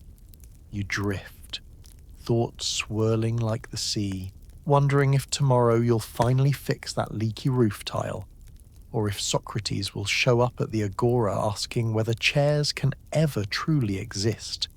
You remember the day's absurdities, the man who lost his sandal in the mud, the argument about goat ownership, the tragic play that ruined everyone's mood. Dreams matter. Maybe you dream of gods, or messages hidden in symbols. If your dream feels important, you'll tell a priest or wise relative tomorrow. They'll interpret it with great seriousness, even if it was just about a giant olive chasing you through the marketplace. Eventually, dawn begins to pull at the edges of darkness. Roosters warm up, dogs reposition themselves, neighbours begin coughing awake, the world slowly returns to life. You open your eyes, groggy, knowing the day will begin again, full of dusty roads, loud opinions, and the endless pursuit of bread. For now, though, in this fleeting moment before sunrise, You lie cocooned in ancient quiet. Oil lamps fade, snoring continues, and for a heartbeat, life feels simple. Dreams matter. Everyone tries to interpret them. In ancient Greece, sleep isn't just a nightly reset button, it is a mystical hotline to the gods. Whether you asked for divine guidance or not, when you close your eyes, your mind tiptoes into a realm where gods whisper cryptic messages. Dead ancestors deliver unsolicited advice, and animals behave metaphorically for no clear reason. You are hoping for a peaceful night, but instead your subconscious wants to discuss destiny. Great. The Greeks believe dreams can reveal the future, provide warnings, or clarify conflicts. Every night is, potentially, a spoiler. So when you drift into sleep, you're not just resting, you're attending a celestial TED Talk starring Zeus as the keynote speaker. And since the gods love drama, these dream messages are seldom straightforward. They are riddles wrapped in symbols, wrapped in cosmic sarcasm, leaving you to wake up thinking, why did that enormous goat hand me a fish? Am I doomed, or just hungry? As you fall asleep, you imagine Hypnos, god of sleep, approaching. He is gentle, unlike his brother Thanatos, who deals in more permanent rest, but he seems to enjoy tossing in a bit of existential pressure. No melatonin gummies here. Instead, you're lulled into slumber by the sounds of distant dogs, snoring relatives, and the soft snap of your oil lamp burning out. Shadows stretch like long fingers across the walls, and your mind slips beneath the surface. Tonight, your dream opens in a familiar setting, the Agora, but something else off. The sky pulses purple. People float just slightly above the ground. A merchant approaches you with wings made of vines and offers you 3 olives, each with a face. One frowns, one smiles. One smirks like it knows your browser history. You hesitate. The smiling olive grows legs and dances away. The smirking one begins lecturing you in ancient dialect, and you wake up terrified and confused. You decide this dream means something, possibly that olives are still expensive. In the morning, your dream becomes the householder's #1 topic. Your family listens with wide eyes and dramatic gasps, because dream interpretation is practically a competitive sport. Everyone has theories. Your uncle thinks the olives mean good fortune. Your mother says it's a warning about taxes. Your sister thinks you need more sleep. Someone mentions consulting a dream interpreter. Yes, this is a real job. These folks keep scrolls of dream symbols and claim to speak the language of hypnos. They are like therapists. Except instead of discussing your feelings, they tell you that a dream about a rooster in a toga means you should avoid travel on Tuesdays. Dream interpreters love categorizing visions. Someone falling, ominous, someone flying, hopeful, someone eating figs while juggling amphorae. They'll have to get back to you. If your dream includes a god, people immediately take it seriously. Zeus, power or danger ahead. Hermes, travel or trickery. Dionysus, wine, lots of wine. If no gods show up, that is fine. Animals fill the metaphorical gap. A snake could mean rebirth, deceit, or that you left the door open again. Some dreams are so important they send you to a temple for answers. Centers like the sanctuary of Asclepius are famous for dream healing. You sleep inside the temple after a purification ritual, waiting for the god or his divine interns to appear in your dreams. There, dreams act as diagnostic chart notes. People claim snakes crawl on them to heal illnesses. Others swear a god whispered the secret to curing gout. Hint: it involves less salt. If you wake up healthy, great. If not, you tell people anyway because it's good press. Not all dreams are welcome. Nightmares Paneroi are feared. Maybe Ares sends visions of war. Maybe Eris sends confusion.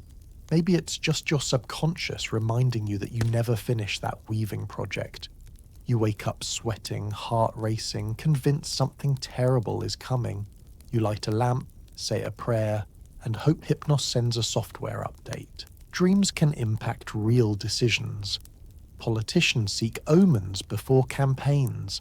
Farmers dream of rain and change planting schedules. Soldiers dream of victory and march confidently into battle. One weird dream can delay travel, avoid a business deal, or inspire a sacrifice to Apollo. It's the ancient version of seeing a horoscope that says, "Don to go outside today," and thinking, "Well, better stay home." Of course, there are skeptics people who think dreams are just the mind sorting through daily chaos. But they stay quiet. No one wants to be judged for ignoring divine messaging. Instead, folks catalogue dreams like rare herbs. You might even dream repeatedly about the same symbol like bees. That could mean prosperity or danger, or that your neighbour keeps bees and you're worried. The line between dream and omen blurs further with signs in waking life. A bird flying left at the wrong moment could nullify your dream entirely. A dropped cup could confirm it. The gods love mixed signals. Eventually you learn not to stress too much. Dreams are riddles, sometimes helpful, sometimes ridiculous. One night, you dream of being chased by a giant wheel of cheese. You tell your cousin. He thinks it means you will have abundance or lactose issues. No one is sure. At day's end, you realize dreams are less about predicting your fate and more about feeling connected to gods, to mystery, to possibility. They make the world bigger in the quiet hours of night. A reminder that your life is woven into something vast and strange. So yes, sleep is supposed to be restful. But in ancient Greece, even your dreams have homework. And tomorrow morning, whether you remember a grand prophecy or a nightmare involving a flute-playing goat, someone will be eager to explain exactly what it means, even if they have no idea. You sigh, roll over, and drift back toward Hypnos, hoping that tonight, the olives keep their opinions to themselves. So tonight, after wandering through the sun-bleached hills of ancient Greece, after dusty roads, questionable breakfast bread, and your neighbour's unstoppable nighttime snoring, you finally get to rest. You survived a full Greek day.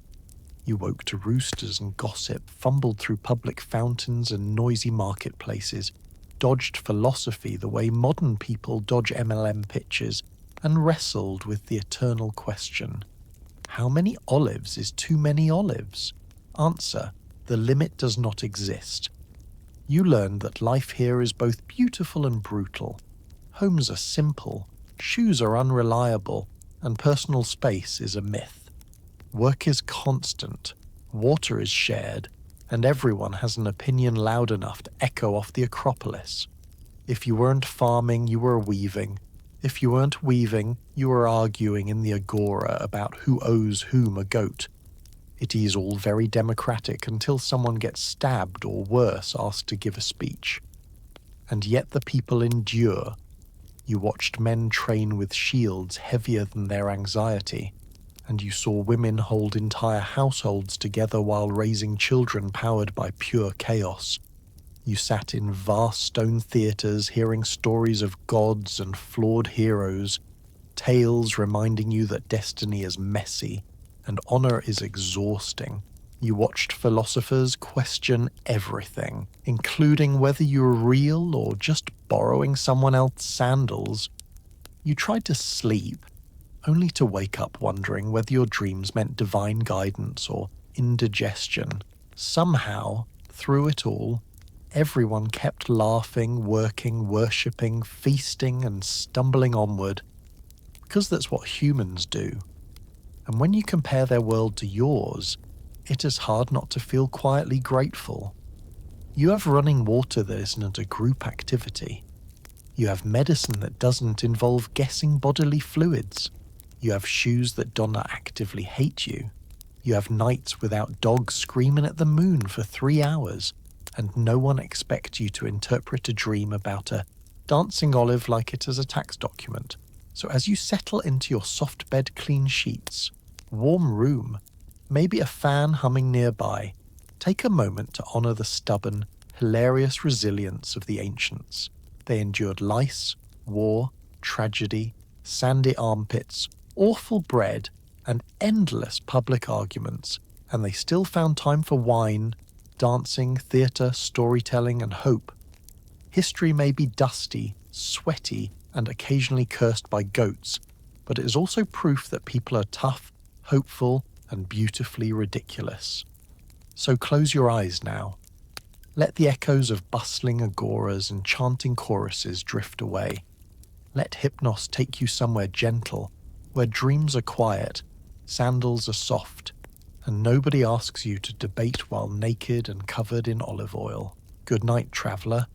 May your sleep be peaceful, your omens friendly, and your breakfast bread mercifully soft.